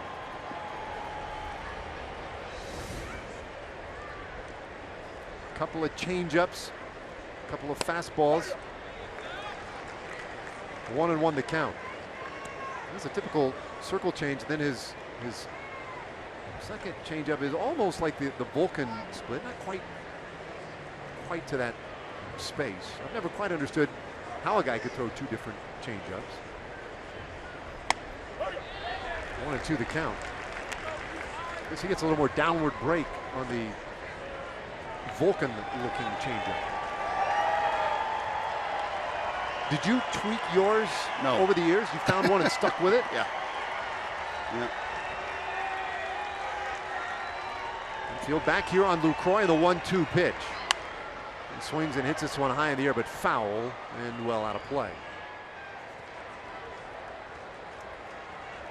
So what's your impression of Anderson so far? I like what I've seen, Dave. He's very much in control of himself. He has a good idea of what he wants to do, and his execution has been pretty good. 81 pitches, 51 strikes, 30 balls. So it's maybe not quite as high a strike to ball ratio as you'd like to have, but pretty close. And he's kept the Rangers for the most part off the ball. They have not been able to square him up very often.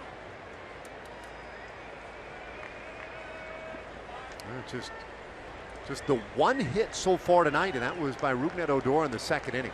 2-2. This ball turned sharply foul. Right off the screen in front of the dugout. Stays 2-2 on Lucroy.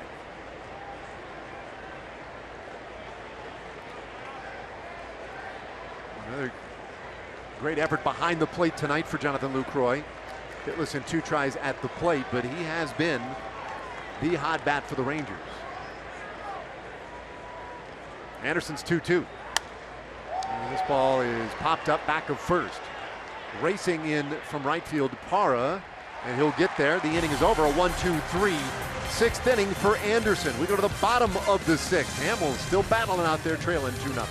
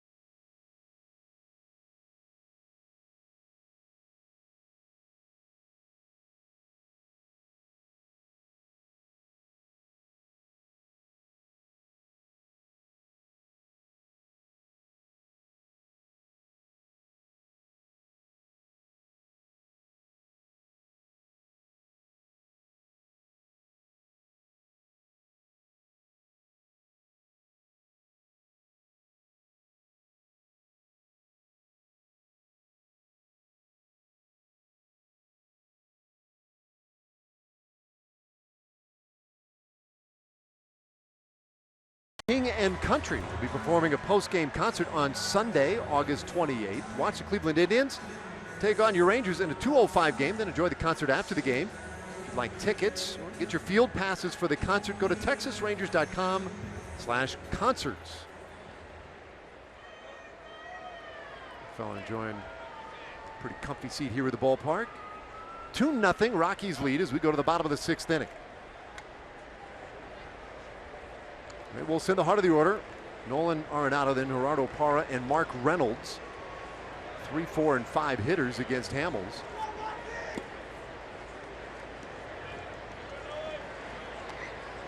Hamels with 5 strikeouts so far tonight and no walks. So he has absolutely had command of the strike zone.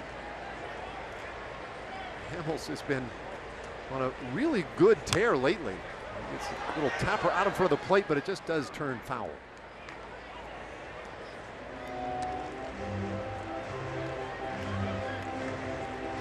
Since the All-Star break, we'll get to that in a moment. Here's Nolan Arenado taking a look at our Ford leaderboard. This is since the All-Star break. Since last year, 72 home runs for Arenado, more than anybody in baseball, and right now with 30 home runs leading the National League this year.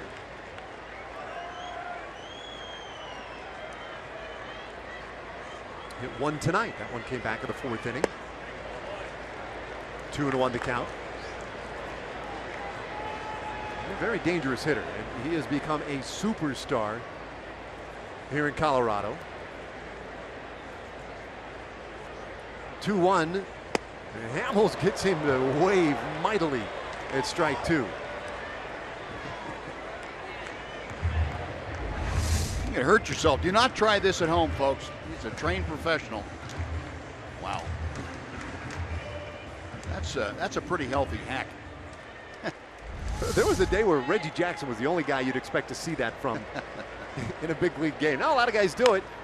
Breaking ball, fouled off, this time by Arenado. 2-2 the count.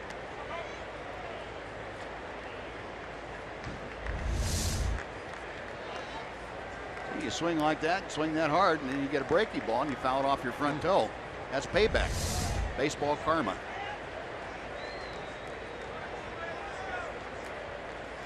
Arenado leading off this sixth inning, the 2-2.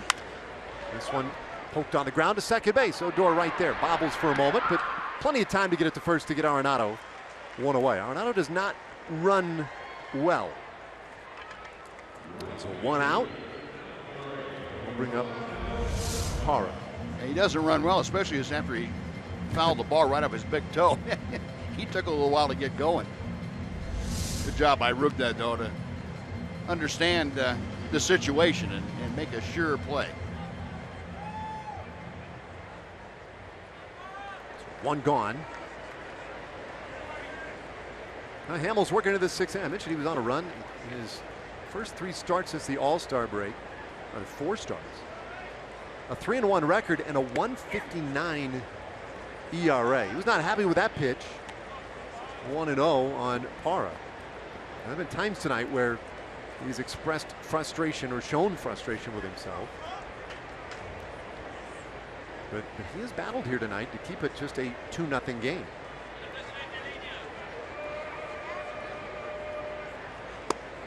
Yeah, and he understands exactly what the Rangers are facing with Tyler Anderson throwing the ball very well. Rangers hadn't seen him before. He knew going in, Cole Hamels, it was going to be a tough matchup. And he knew his job was to keep the damage to a minimum. Now it's Claudio getting loose in the Ranger bullpen. Another swing and a miss, and it's 2-1 on Parra. Well, Hamels has really headlined what the starting pitching has done recently, but as a group, they have really pulled things together in recent weeks. 2-0, a little bit tight. Pardon me, that should be 3-1 now, the count on Parra. Starters went through that little stretch. Their struggles right around the All-Star break, leading into the break, and just coming out of it. They have gotten things back in a big way. The 3-1 pitch hammered center field. Desmond back again. This time has room, makes the catch, 2 away.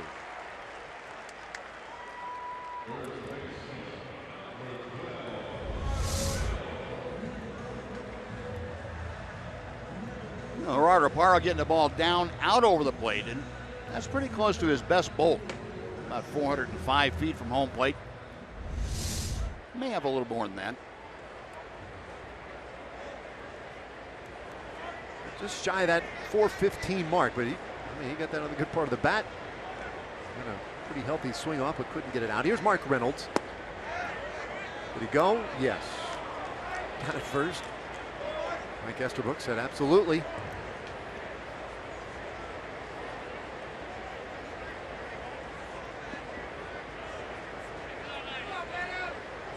Always felt like the sooner you ask for that appeal, the more likely you're going to get that call. Estabrook was bringing him up almost before the question was asked. 1-1 now, the count on Reynolds. Hamels, we mentioned this earlier, he has pitched very well in this ballpark. It's not a pleasant place to pitch for most, but in 5 starts here, a 2-2 record, a .394 career earned run average here. And he finds the outside corner, strike 2 on Reynolds. You know, I think over the long haul, Dave, you're going to find good pitchers pitch well everywhere. Yeah. And figure out a way to get it done. Look out, a little tight.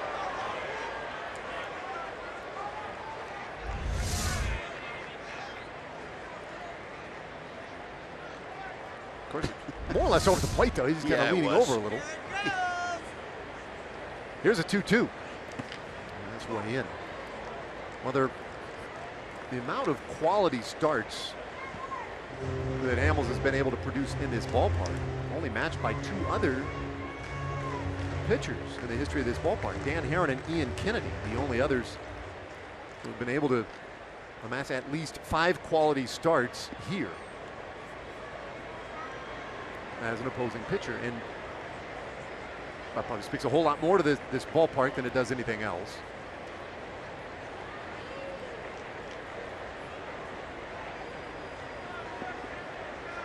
But he has put in another great effort tonight. Trailing, however, 2-0. His payoff pitch to Mark Reynolds. And we'll take one more.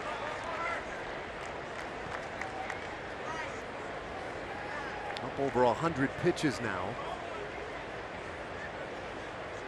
Hamels has gone as high as 123. Did that against the Royals a couple of starts ago. That was the start in which he struck out a dozen.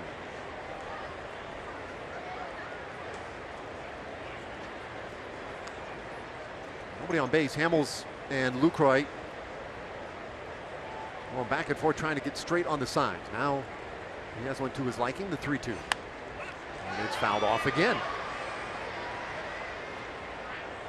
It'll be the heart of the Rangers' order in the 7th inning when they get back there. You see the distribution of pitches for Hamels. Boy, he's been very consistent tonight.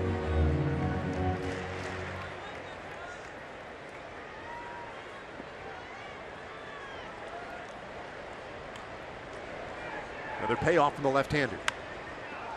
Reynolds pops this one up, might be playable. Foul ground near the Rangers dugout. Lucroy is over, and he just does run out of room.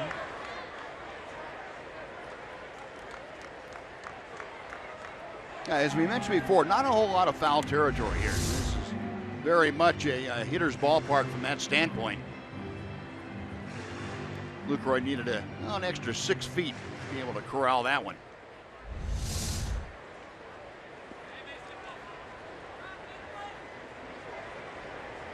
So quite a battle here between Reynolds and Hamels, and there's another foul ball.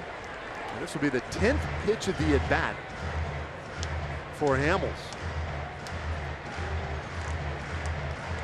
And you need to be careful with a guy like Reynolds up there. That typically, the deeper you go into an at-bat like this, there's more the chance of hanging a pitch, leaving it out over the plate. And Reynolds can take you out of the ballpark in a hurry if you do that.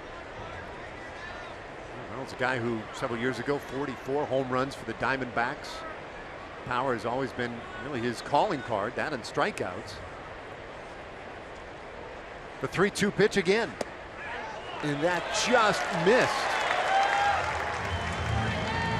The first walk allowed by Hamels tonight. Cole determined to make quality pitches, and that was a quality pitch. The 10th pitch of the at-bat, and that just missed the bottom of the strike zone. Paul Hemel not expanding the strike zone at all for the pitcher's favor tonight. Well, after Reynolds, fighting off so many close pitches, that one was a tough one to take, but he did. And he has the walk, so he is on now for Ryan Rayburn, who is 1 for 2 so far tonight.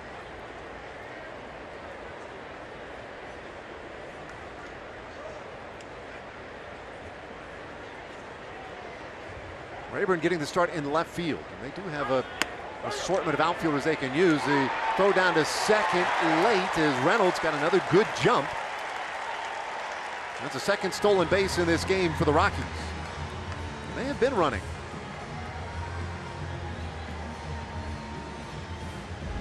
Reynolds reading the move by Hamels very well, the high knee kick. And Reynolds off and running.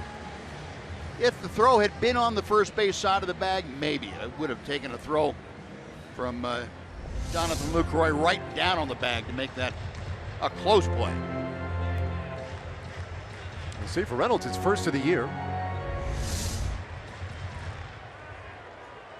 Foot in there, and the tag just split second behind it. Still 2 gone though. Strike 1, make it strike 2 on Rayburn. Well, Hamels can finish off the inning by taking care of Rayburn and getting this one to the 7th.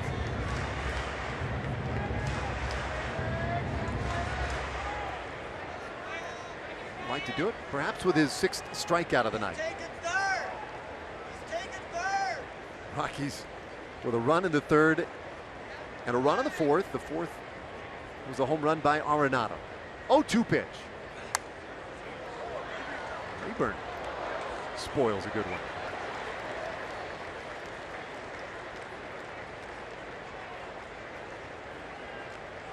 I get the sense this might be the final inning for Hamels. Yeah, you would think so. Up to 110 pitches with this next one. Alex Claudio ready. This may be his last batter regardless. 2-strike pitch. And it's outside. Seen some managers over the years concern themselves with the altitude here for starting pitchers. So forget the pitch count so much, but think too about the guy being able to get the proper oxygen to stay competitive, stay strong late in the game. 1-2. Another foul tip by Rayburn. So he went 10 pitches to Reynolds. And now Rayburn's starting to battle it.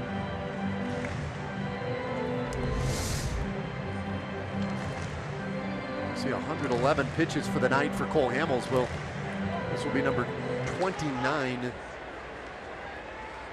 for this 6th inning. Easily the most he has had to use in any inning so far tonight. 1-2 pitch. Rayburn sends another souvenir, this time into the upper deck.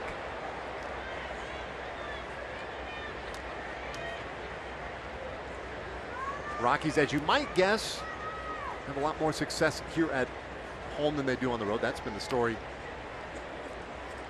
for years here. One game better than 500 at home. The 1-2 pitch. Breaking ball, and they'll appeal it down to first on the check swing, but this time Estabrook said, no, you're not going to.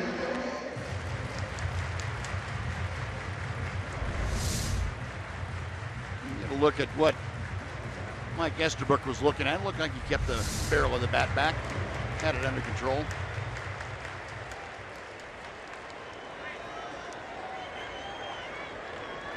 Hamels trying to get himself to the finish line. In the 6th inning, his 2-2 pitch, and he got him swinging, his 6th strikeout of the night. Well, he dug deep for that one. Hamels gets the strikeout to take us to the 7th inning with the Rockies leading 2-0.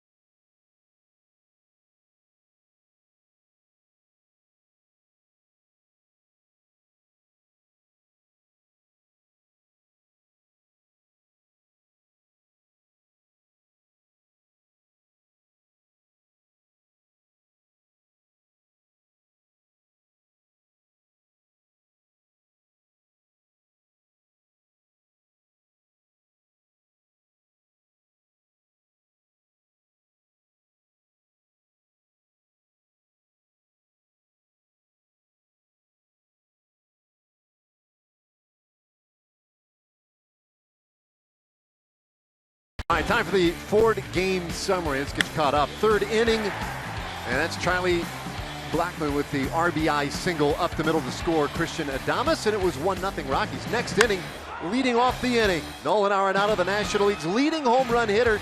I guess we thought maybe he had a shot at that one, but Arenado with his 30th of the year. Solo shot made it 2-0. Well, that's all the Rockies have been able to manage tonight off Cole Hamels through 6 innings. Problem is that the Rangers have not given any run support yet to Hamels. There you see David Dahl. He has come in to play left field. So a much different looking outfield as we begin playing the 7th inning than one with which we started. First pitch, Adrian Beltre hammers this one high and deep. Center field and gone! A home run! Beltre blasts that one to straightaway center. And now the Rangers are on the board.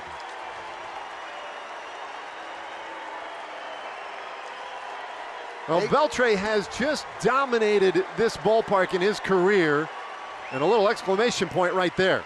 That's his first home run in the last 13 ball games. And as far as the Rangers are concerned, he probably couldn't have come at a better time unless there had been somebody on base. But Adrian getting that pitch up and out over the plate. One of the few mistakes that has been hit off of Anderson tonight. And that was a pretty well-centered ball on the bat. Well out into the center field bleachers. Maybe not Giancarlo Stanton long, but headed that way. No doubt. Here is Odor, and he's swinging to the first pitch. Back of second base. Blackman racing in from center field, though, and he'll make the catch. One away.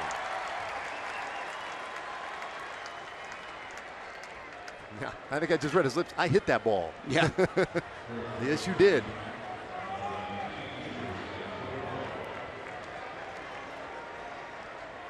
So a one-run game all of a sudden.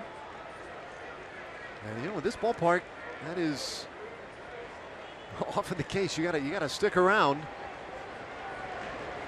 because things can change in a hurry. As a pitch to Profar outside ball one. That's number 430 in Adrian Beltre's career.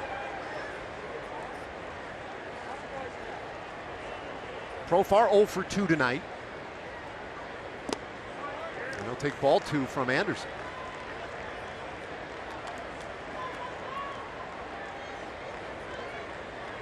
A lot of questions today asked of Walt Weiss about Adrian Beltre and Carlos Beltran, because the Rockies just said goodbye to the Marlins and Ichiro Suzuki, who got his 3,000th hit here yesterday.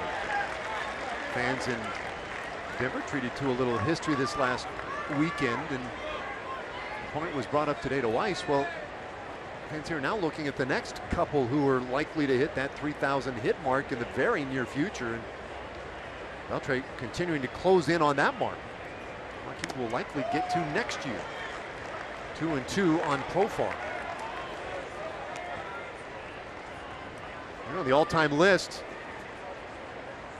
Number 41, 2,879. And Fordham Flash, Frankie Frisch next on the list.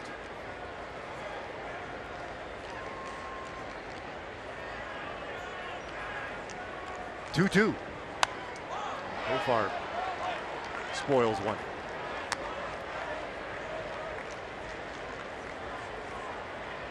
Now Anderson now getting up to the top of his pitch limit. They've been very careful with him, letting him go over 100 only a couple of times. So they've been trying to keep him between 95 and 100.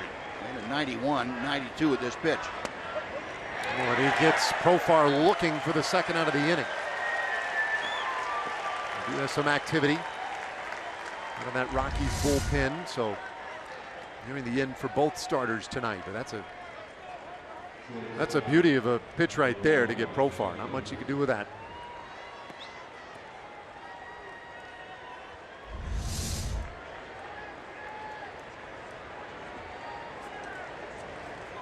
Elvis Andrus 0 for 1. He was intentionally walked in the second.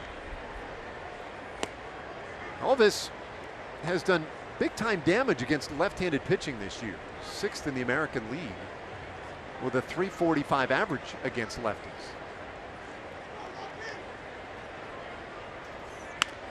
And he hits this one sharply foul. 1-1 the count. And there's a double barrel activity out there. Scott Oberg, Boone Logan.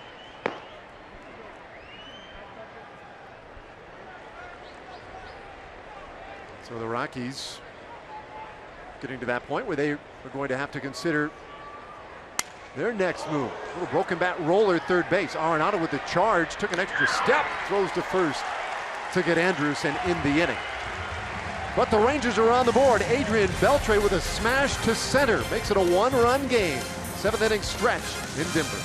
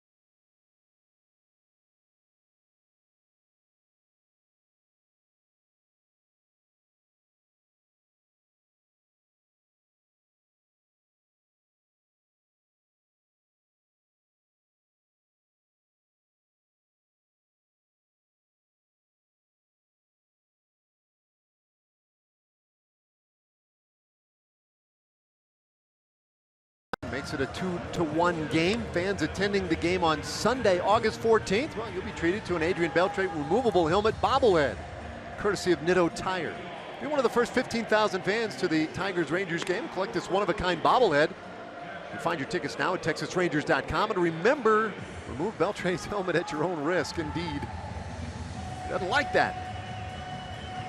We do enjoy watching him hit home runs, as he did moments ago, to make this a one-run game.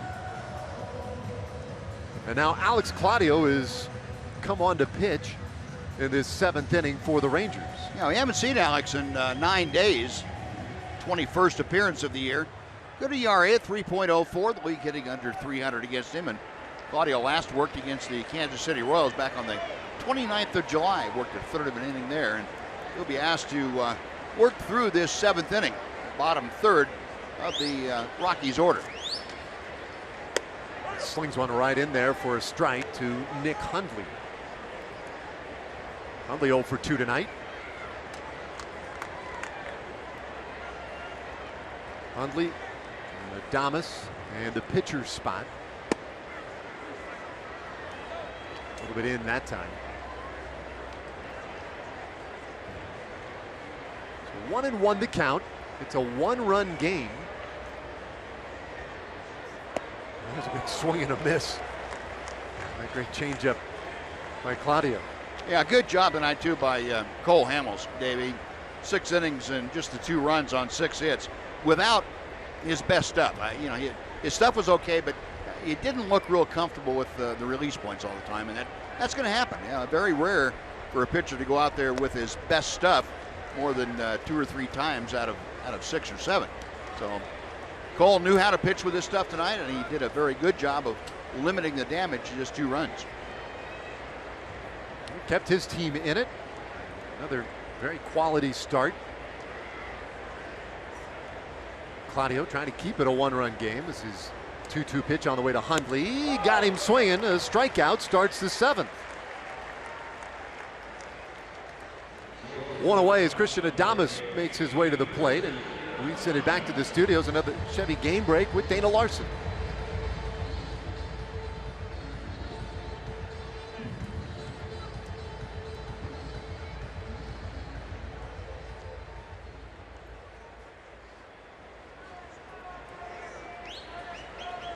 Yeah, thanks, Dana. They are headed in decidedly the wrong direction in Houston and facing many additional problems. I mean, they've got some key injuries. And there you see the standings at the moment. That is up to this moment. Full 8 games back. Mariners started here tonight. They're at home. 7 games back. Little bouncer down to third. Long throw, Beltre in time. And Adames erased. 2 away in the 7th. Yeah, the Mariners have an early 2-0 lead in that ball game against Detroit. No, Beltre up even with the bag, so he doesn't have the luxury of picking his hop necessarily, but he's able to get the short hop and get Adames. He has that ball magnet in his glove. Every ball that comes down to him goes right in the center of his glove. What was Tom's line the other day? He's just lucky. Yeah, just lucky. It's amazing. He throws the glove out there and the ball always goes right to every him. time. It's amazing. Anderson batting for himself in this 7th inning. With 2 gone and nobody on base. And he's in a hole here, 0-2. Yeah, the Rockies down to just 2 bench players with Parra already used in the outfield and Walters and Descalso, the only 2 guys on the bench. So Walt Weiss, not really the luxury of having a pinch hitter go up there for him. Oh, and a strikeout makes for a very quick inning for Alex Claudio, and it sends us to the 8th inning. 2-1 Rockies lead.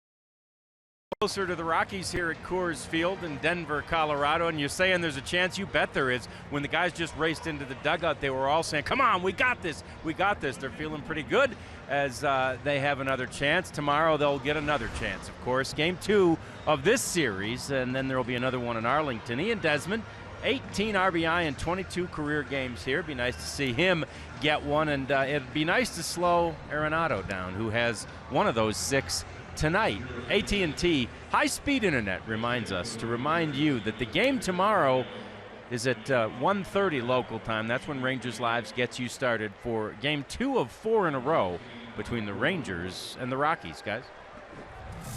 All right, yeah, thanks, John. Indeed a chance. As now Walt Weiss coming out after Tyler Anderson spent all that time warming up between innings. Weiss now comes out to take him out of the ball game. He was at 95 pitches for the night, just hit for himself. Weiss says, we'll try the bullpen. Bullpen, by the way, with the 3rd worst earned run average in all of Major League Baseball. To John's point, there is a chance. We'll have the new reliever when we come back.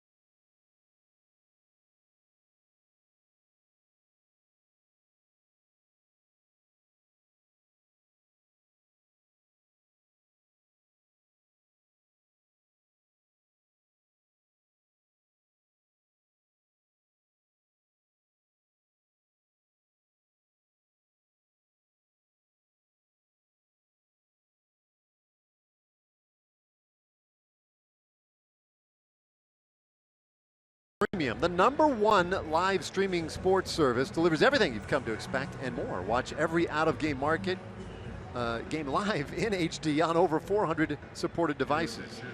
It includes a free subscription to At-Bat Premium. That's the #1 app for live baseball. Blackout and other restrictions apply. Go to MLB.tv for details.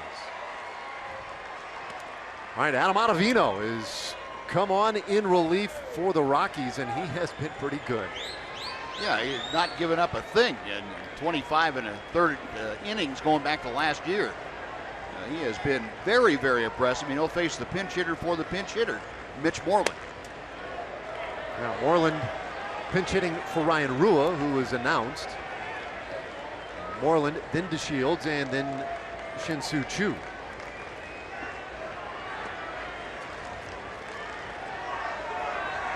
Right-hander Ottavino, 6'5", delivers outside, and it is 2-0. 30 years old, out of New York. Ottavino made just 10 appearances last year and did not allow a run last year. Then had Tommy John surgery. 2-0 pitch, and there's a swing and a miss.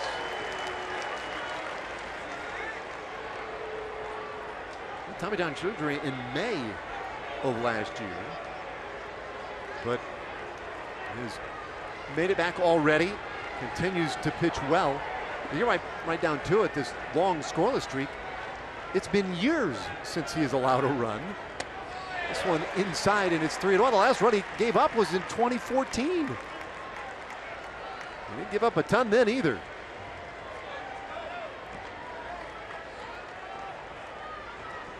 Originally a first-round pick by the St. Louis Cardinals, 2006. 2 balls, 2 strikes on Moreland. And this one hit into center field. Blackmon coming on into a slide and held on to it.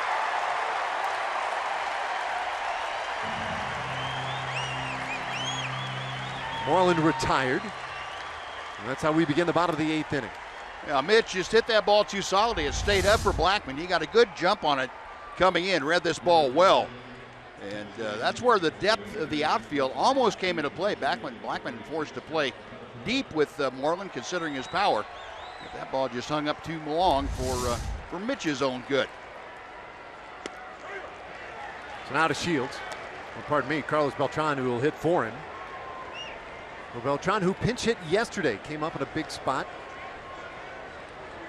And now getting another pinch hit appearance tonight. We were told before the ball game he will likely be back in the lineup tomorrow. But in a hole here, quickly 0-2. Beltran, the first of the 2 big acquisitions right within the last hour of the trade deadline this year by John Daniels and his staff. And he has done nothing since he has come to this ball club but hit. And he and Lucroy have provided a lot of offense between them. Beltran 7 for 21 on this trip with 3 doubles, a home run, and he's driven in 3. Turns it foul. Count stays 1-2.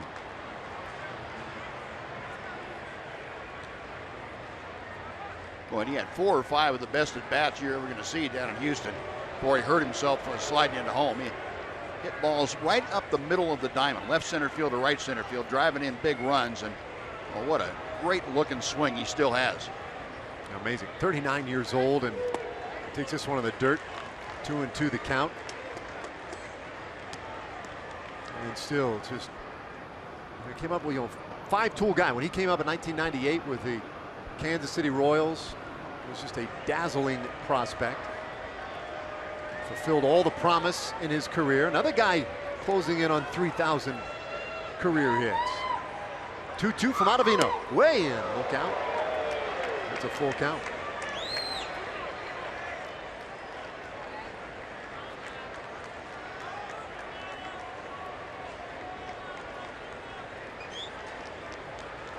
Ottavino on a relief of Tyler Anderson, who went 7 innings. The rookie really did a very nice job for the Rockies. A 2-1 game, top of the 8th.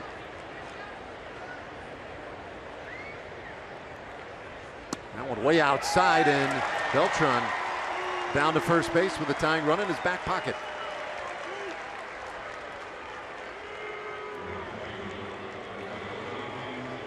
And here comes Chu.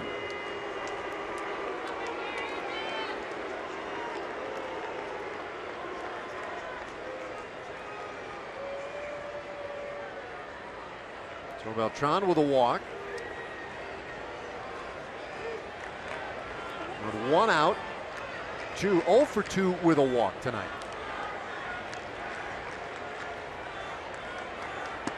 Take strike one. Chu has been on and off the disabled list a handful of times this year. That's been a source of frustration for him, but the reality is when he has been healthy, when he's able to play every day, he has not just hit the ball like we're accustomed to him hitting it. He's hit for a very, I guess, high rate of power. 7 home runs this year, and he hammers this ball right field, base hit. Beltran to second, 2-men aboard in the 8th inning. And you may have wondered why Walt Weiss would stick with Ottavino to face the left-hander Chu. He's got Boone Logan out in the bullpen, but he had to pick his poison. Chu, the left-hander, but he is followed by Desmond, Lucroy, and Beltre, all right-handed hitters. And so he was banking that Ottavino could go ahead and get Chu and then face the right-handers when he needed to. If he brought Logan in, then Boone Logan could have gotten Chu. He still would have had to face at least one right-hander. Not unlike the decision yesterday made by Jeff Bannister to stick with Matt Bush against Tony Kemp in the bottom of the 11th. Or rather, George Springer. Take it back, Kemp. When he had the chance to bring in Digman, but he wanted to have the right-hander against that right-hand heavy top of the Springer, line. right. Yep. And it worked out. Yep. In this case, Ottavino unable to get Chu. Beltran is at second base. So the tying run in scoring position for Ian Desmond.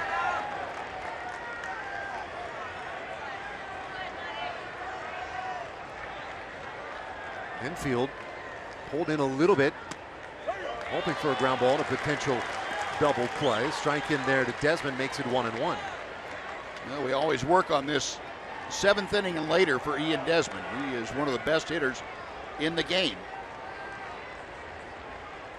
He's had 2 go-ahead and game-tying home runs 7th inning and later this year. That's the most in Ranger history.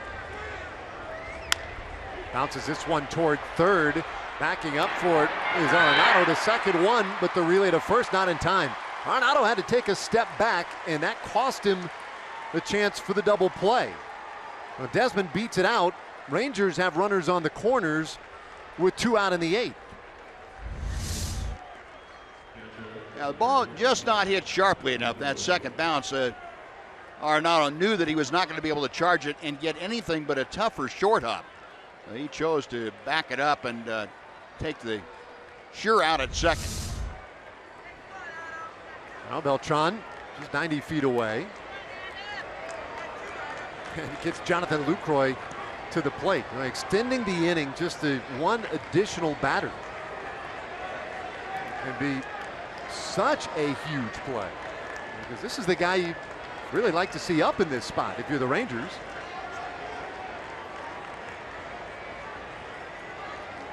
Outfield against Lucroy shifts toward right. Ball way off the line and left. Blackman in center field shading toward right field. There's a ton of room out in left center. Pitch to Lucroy, and it is in there. Strike one. Jonathan 0 for 3 so far tonight. Twice he has flied out, once popped out. Lucroy against Ottavino, 1 for 7, but that one left the ballpark.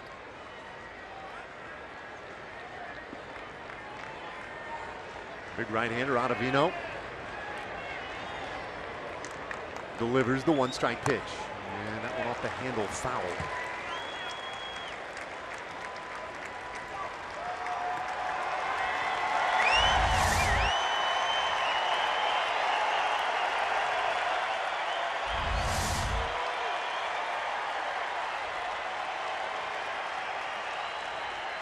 Suffice to say, pretty big spot right here in a 1-run game. Rangers with runners on the corners, 2 out, with Lucroy at the plate. 2-strike pitch from Ottavino. And swung on and missed, strike 3. So Lucroy, the final out of the 8th. Rangers leave a pair. We'll go to the bottom of the 8th inning. Still a 1-run game.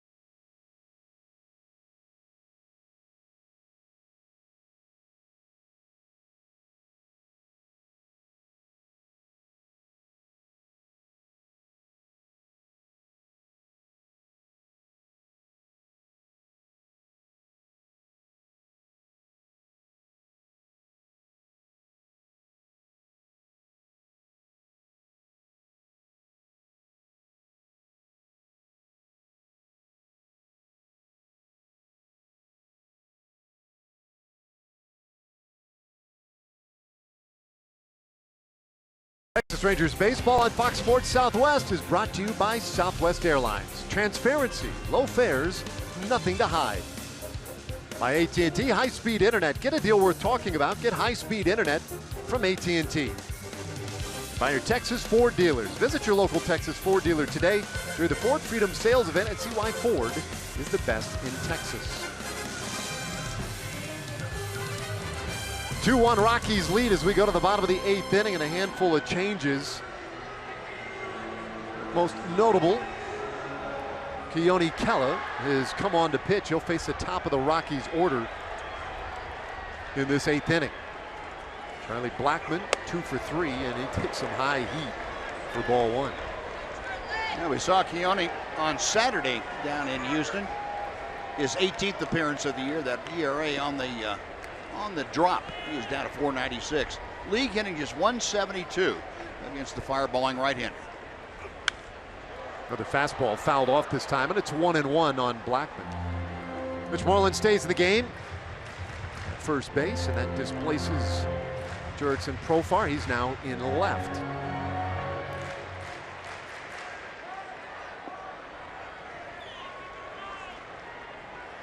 Blackmon, LeMahieu, and then Arenado in this 8th inning for the Rockies. And the 3rd straight fastball from Kela. It's 2-1. The addition of Keone Kela coming off the disabled list after the All-Star break, that has made a difference in this bullpen. First then you had Jeremy Jeffress, whom the Rangers acquired in the trade with Milwaukee, along with catcher Jonathan Lucroy, and the bullpen got a whole lot stronger in this second half.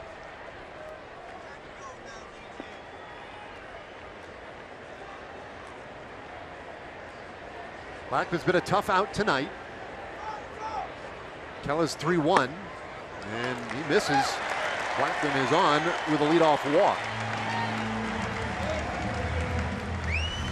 Take a look at our Progressive upcoming schedule. Tomorrow a day game, and then the Rangers headed home. 2 more with the Rockies, but then the Tigers and A's in town. A slightly extended homestand, and then back to the road. But a short roadie including just a couple of quick ones at Great America Ballpark in Cincinnati. More interleague play. A lot more blue on that calendar than red, and that's good news. There's DJ LeMahieu. 0 for 3 so far today, and in a hole here, 0-1.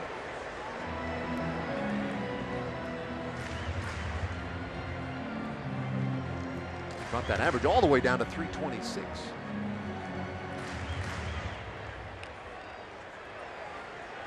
Mayhew was a guy sharing time at second base in Chicago.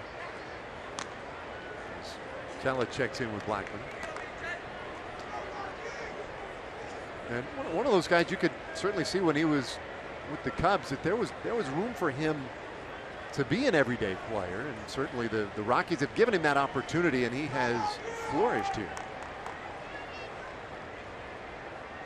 Kella to the plate and a bunt out to the mound. Kella will lob it overhand and retire LeMahieu, but Blackmon moves up to second base. And that's a big runner out there at scoring position now. Keone fielding his position well. Knew he had only one play, that was to first, but yeah, that gets an important run out there to second. If you get back that one run that the Rangers put on the board in the 7th inning, that certainly makes it a much different 9th inning when the Rangers come to bat.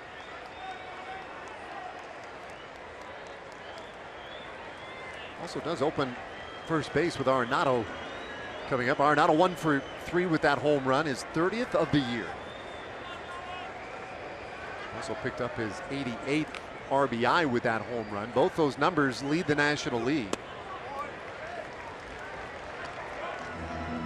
Arenado, who was in high school a catcher and shortstop, and in fact was considered a great catcher. Thought that might be his calling, but it didn't quite work out that way. He's probably one of those guys that he considered great no matter where he was playing. A great athlete. He and Austin Romine, the catcher now for the Yankees, were teammates in high school. Good looking play back to second base, but Blackmon able to get back in there. So they had some great catching in high school, but then, well, the Rockies drafted Arenado in the 2nd round. They drafted him as an infielder. There was a time, though, where in his journey in the minor leagues, Dan O'Dowd, at the time the general manager of the Rockies, he challenged him to get better. They were thinking they might have to move him to first. Maybe it just wouldn't work out on the left side of the infield for him. And he takes one low. It's 2-0.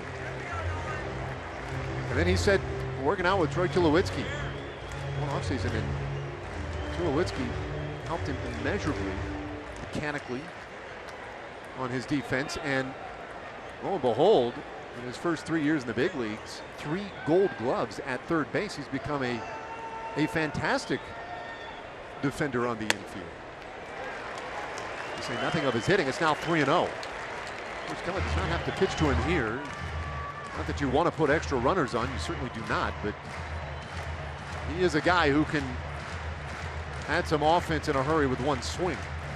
Well, once you fall behind 2 balls and no strikes, you don't want to feel under pressure to go after him. That's when you need to be careful, because he's got green light no matter what. He has a green light 3-0. 3-0, that one is a beauty right there at the belt for strike one. Arenado was on his way, and he has an argument. He's definitely in the upper reaches of the zone.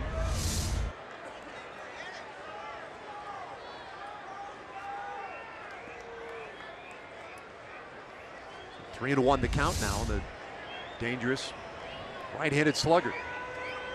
Ronald Parra waiting on deck. This one lined into center field, a base hit. Good start for Blackmon at second. He heads to the plate and he will score.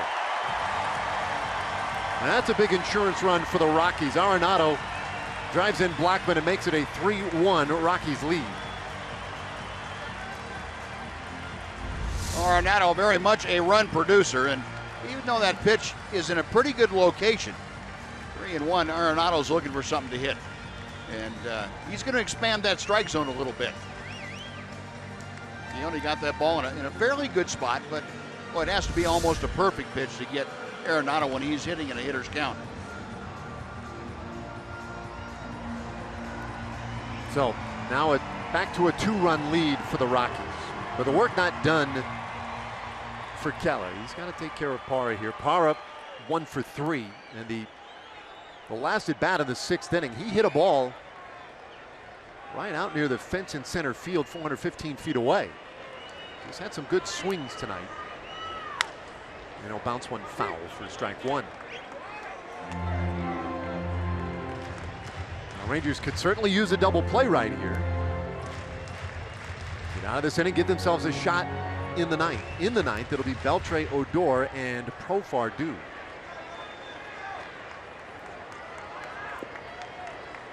Carlos Estevez, the Rockies closer, has been loosening up though, and he'll be ready for that ninth. This one lifted to center, playable though for Ian Desmond, and that is out number 2.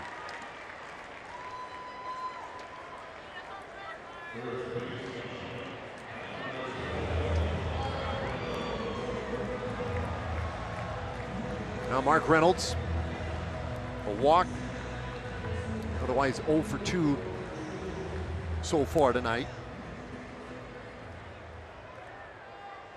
Rockies are on the cusp of getting back to 500. They're at 55 and 56 coming into play tonight. And there's a little roller third base. Beltre has all kinds of time. And a true throw to first retires Reynolds, and it ends the inning. But the Rockies get the run back. Sends us to the ninth with the Rangers trailing by 2.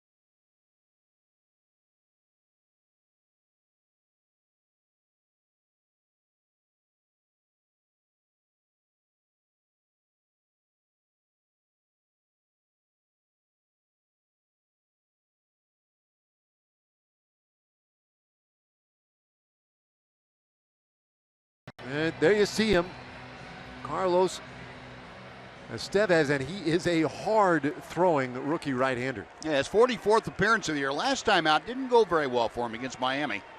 Third of an inning, he gave up the game. Gave up 4 runs on 3 hits and 2 walks. The Rangers hoping for a similar outcome here tonight for Estevez.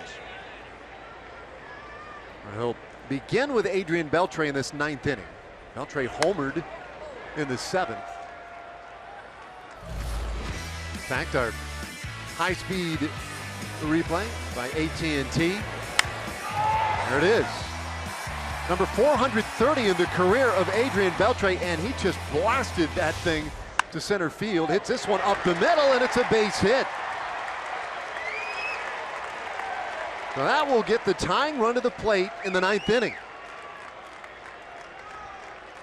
And his continued success at this ballpark, he adds on a lot more tonight. Yeah, very comfortable in this ballpark, and if you pitch Adrian anything from the middle of the plate away, he's going to have a real good swing at you every single time. He is pretty tough when he's able to take the ball back up the middle of the diamond. So now Odor singled back in the 2nd inning. That one a little bit tight. Ball 1.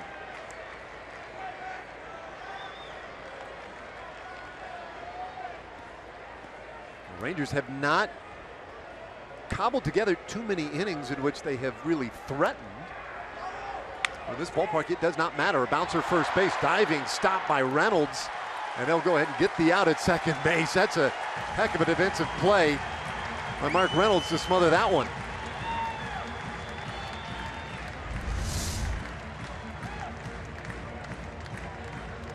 Yeah, it was, and LeMahieu right behind him would have had an easier play, I think, but Reynolds made a spectacular play to cut that down. Danger you run when you make a dive like that is the ball goes off the tip of your glove. There's nobody there to handle it except the runner. The runner's not going to take it. Certainly not intentionally. So 1 out, and Odor replacing Beltre at first.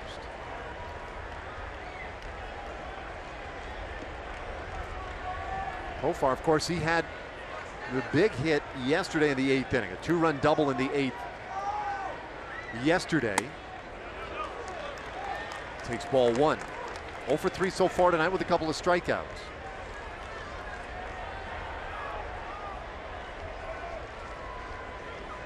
He is 2 for 16 on this road trip. Looking to find a way to contribute tonight. A base hit here would be huge. Estevez runs it in, and Profar managed to hold off. 2-0 the count.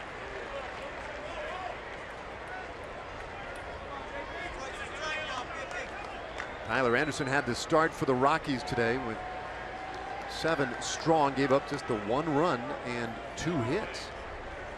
Adam Ottavino in the 8th, now Carlos Estevez. And that's ball 3. How about that? He's now in danger of putting Profar on. The tying runs would be aboard. Should Profar manage to take one more miss.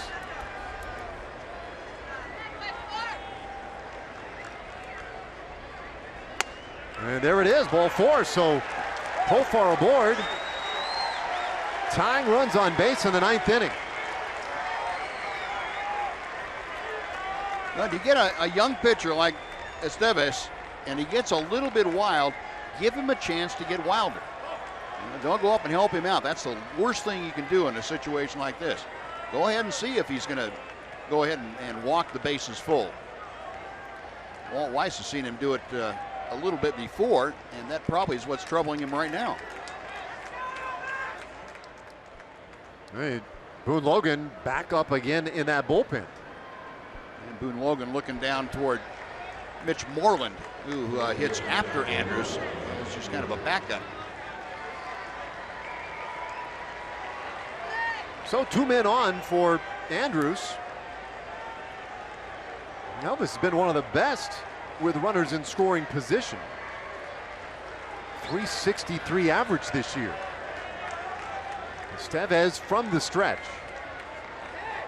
The right-hander deals high, runners going, and everybody's safe. A double steal. Odor to third, Profar to second. Wow, and now a base hit could tie this game. Well, a very good move by both Odor and Profar. You get a young relief pitcher who is really focused on throwing strikes after walking a man in the 9th inning, and he's not going to pay attention to the runners. First pitch, you had decent jump, go ahead and take off. They did, it benefited. There's a strike, and it's 1-1 now on Andrus.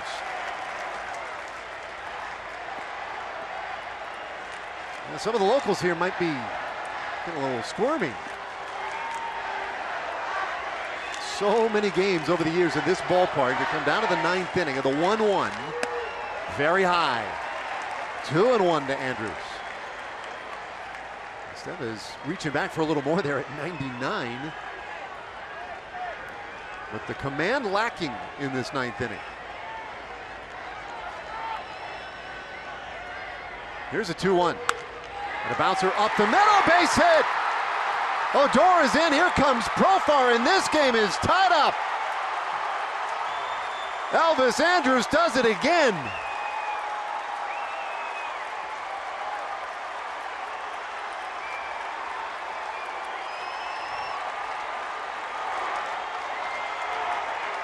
Tell you what, that is some kind of gritty performance right there by the Rangers.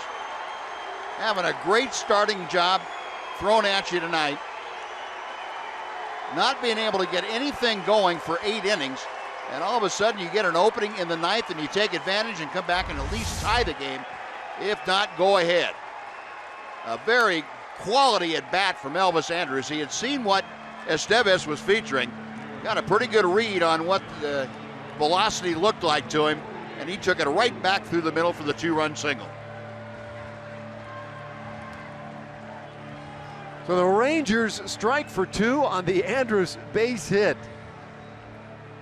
What a rally here with the 9th inning, and Walt Weiss has taken his closer out of the ball game.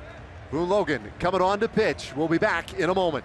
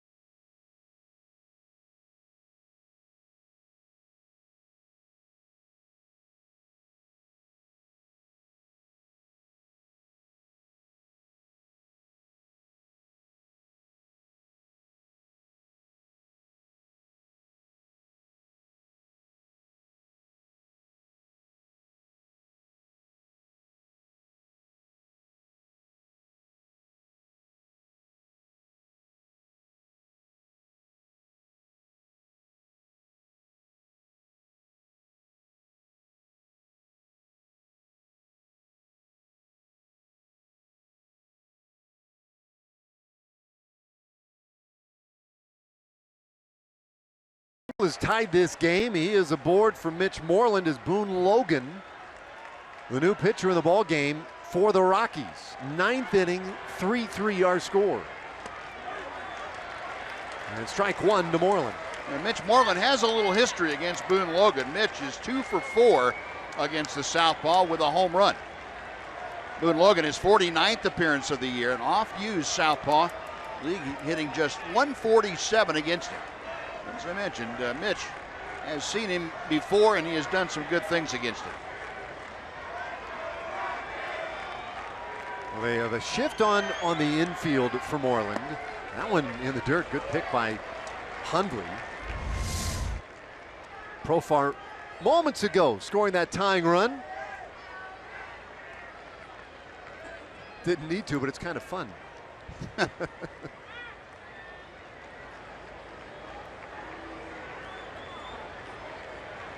Now we might have an injury problem. Yeah, Boone Logan might not be right as Rockies coming out to take a look at him.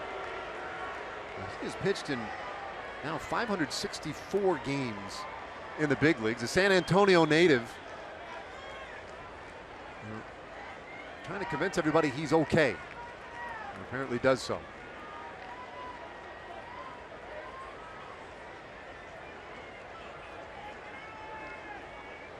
So he'll stay on.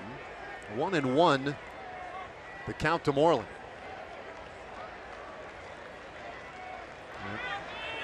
Oddity in this game has been that the Rockies have kind of emptied their bench. And they did so early. Now the bullpen getting taxed.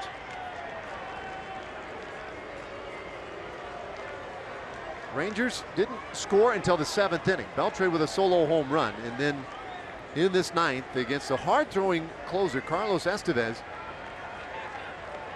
2 hits, 2 runs. Now Logan on the 1-1, and this one's ripped on the right field line, base hit and into the corner, and it could be a long run for Andrus. They're going to wave him to the plate. No throw, heading to third, Moreland, and he is out. But the Rangers have taken the lead on the Moreland double. It is 4-3 Texas.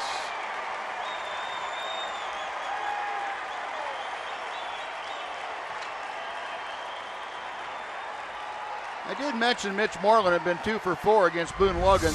What I didn't mention is the other hit besides the home run had been a double. Now, Mitch doesn't get singles against Boone Logan.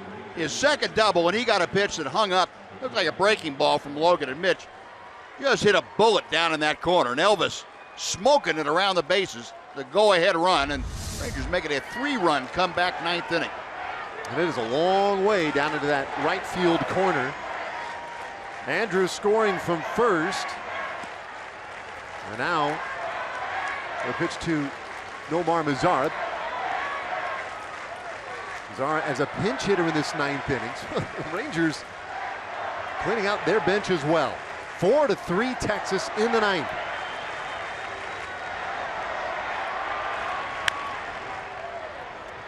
One and one on Mazara. One of these Rangers, we have seen it over and over again this year. I mean, it was a struggle against Tyler Anderson, but that never ever quit mantra. Well, you know, they went through about a 6-week span where that didn't work, where they couldn't quite get it going together. And now that it's kind of coming back around, you're right, David. This is the same attitude, the same swagger, if you will, that we saw the Ranger clubs have earlier in the year. And Jeff Bannister staying with this club. He won't give up on them, and therefore they never give up on themselves. And now that they've gotten it back together, they want to keep it that way. 2-2 to Mazara. Had been up on that rail all night. Offense was hard to come by for those first 6 innings. Not just one hit through 6 innings tonight, but they have turned it on late again. Mazara with a 7-game hitting streak on the line tonight. Waits on a 2-2. And he swings and misses. Strike 3. That ends the inning. But the Rangers played 3 runs in the 9th to storm back and take a lead now in the last of the 9th inning. Just 3 outs away from taking one in Colorado.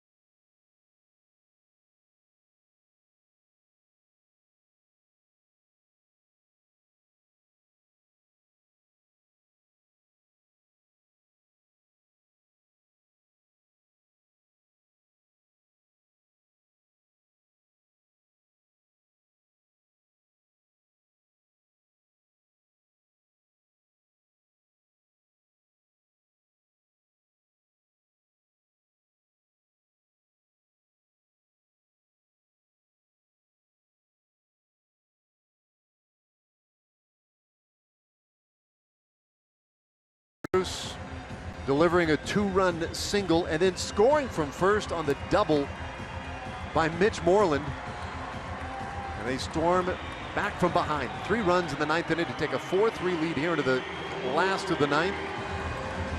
Rockies sending the bottom portion of their lineup in this 9th inning. And Jake Diekman has come out of the bullpen. Now, we saw Jake last on Saturday when he was striking out the side against the Astros. Jake, his 47th appearance of the year. League is hitting a paltry 149 against the Southpaw. 43 strikeouts in 39 innings this year. Jake Diekman on to try and shut down this Rocky offense in the 9th inning.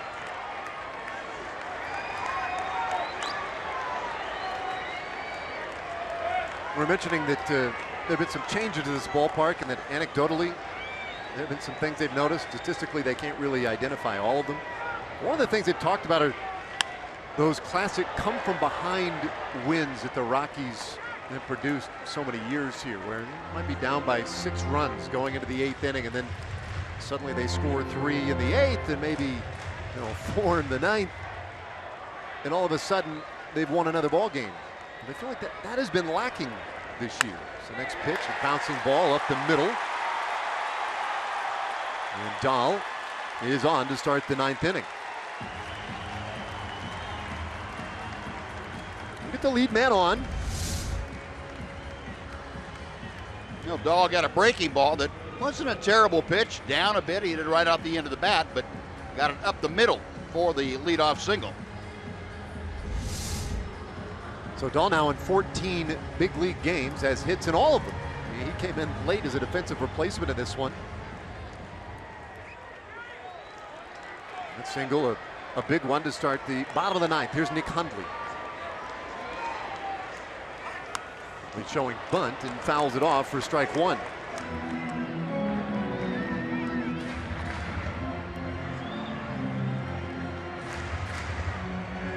Both teams have had to go deep onto their bench. Now starting to get deep into their bullpens as well. Diekman, the 4th pitcher of the night. Cole Hamels went 6 really strong innings tonight. He had to work for it. Diekman lobs it over to first to keep Dahl close.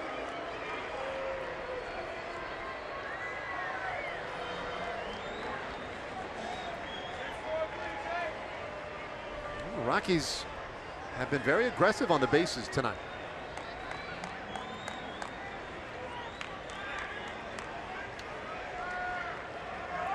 Hundley showing bunt again and lets this one pass. It's 1-1. Hundley 0 for 3 at the plate tonight. Once again, we witnessed the value of Jonathan Lucroy. I saw him the other day in Houston. He had to have blocked 50 balls in the first couple of innings. It seemed like every time you turned around, he was blocking something. A week's worth anyway. Yeah. I mean, it was crazy.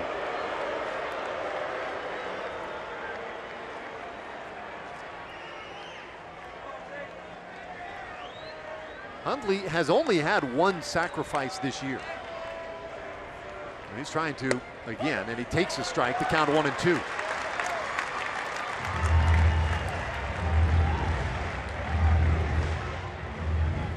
So Diekman on in this 9th inning.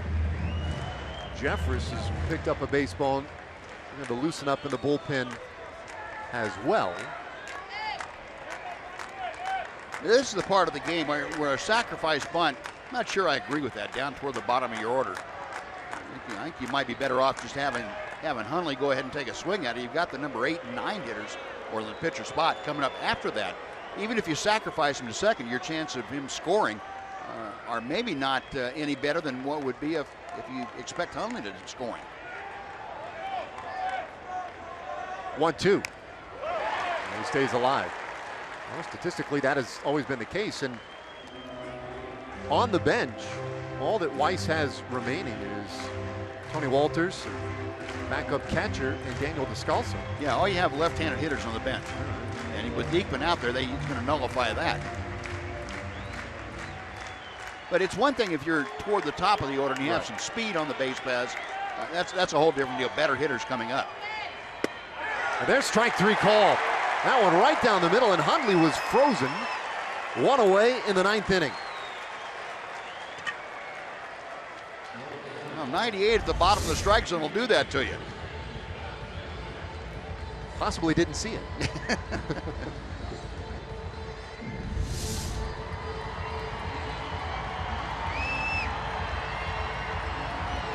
So, speaking of those two remaining players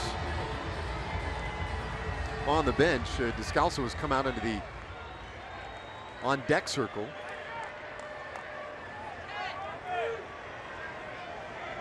Christian Adames, 1 for 3.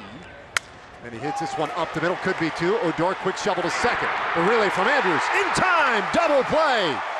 And the Rangers will shake hands in midfield. They have stolen one from the Rockies tonight. A 3-run comeback in the 9th, and they win it 4-3. Boy, what an effort from this Rangers offense this evening to mount the comeback, shutout through 6, but they win it 4-3. Now that's snatching victory from the jaws of defeat right there. For 8 innings, the Rockies had things going every way they could possibly think in their favor. Rangers didn't get anything going offensively. Cole Hamels pitched well, but not up to his standards, and still only gave up a couple of runs. But there was not a whole lot of life in the ball club. And that many at-bats against Anderson, when he was so tough, you can understand that. But all of a sudden, a little spark, Beltre's home run, got him going a little bit, and that breathed life back into the offense. And then that 9th inning, and they went and did what they do very well, and that's make a whole lot out of not much. They got a little opening in that 9th inning and made it pay for 3 runs. Well, Mitch Moreland, a key part of that rally in the 9th inning, and he is standing by with John Radigan. Yeah, standing by, waving to many Ranger fans up here. We got a good crowd here, man. Yeah, it's like a home game right here. I mean, it's pretty impressive. Did you hear the "Let's Go Rangers" chant? I mean, Oh yeah, they got it going good. Yeah, they've been supporting.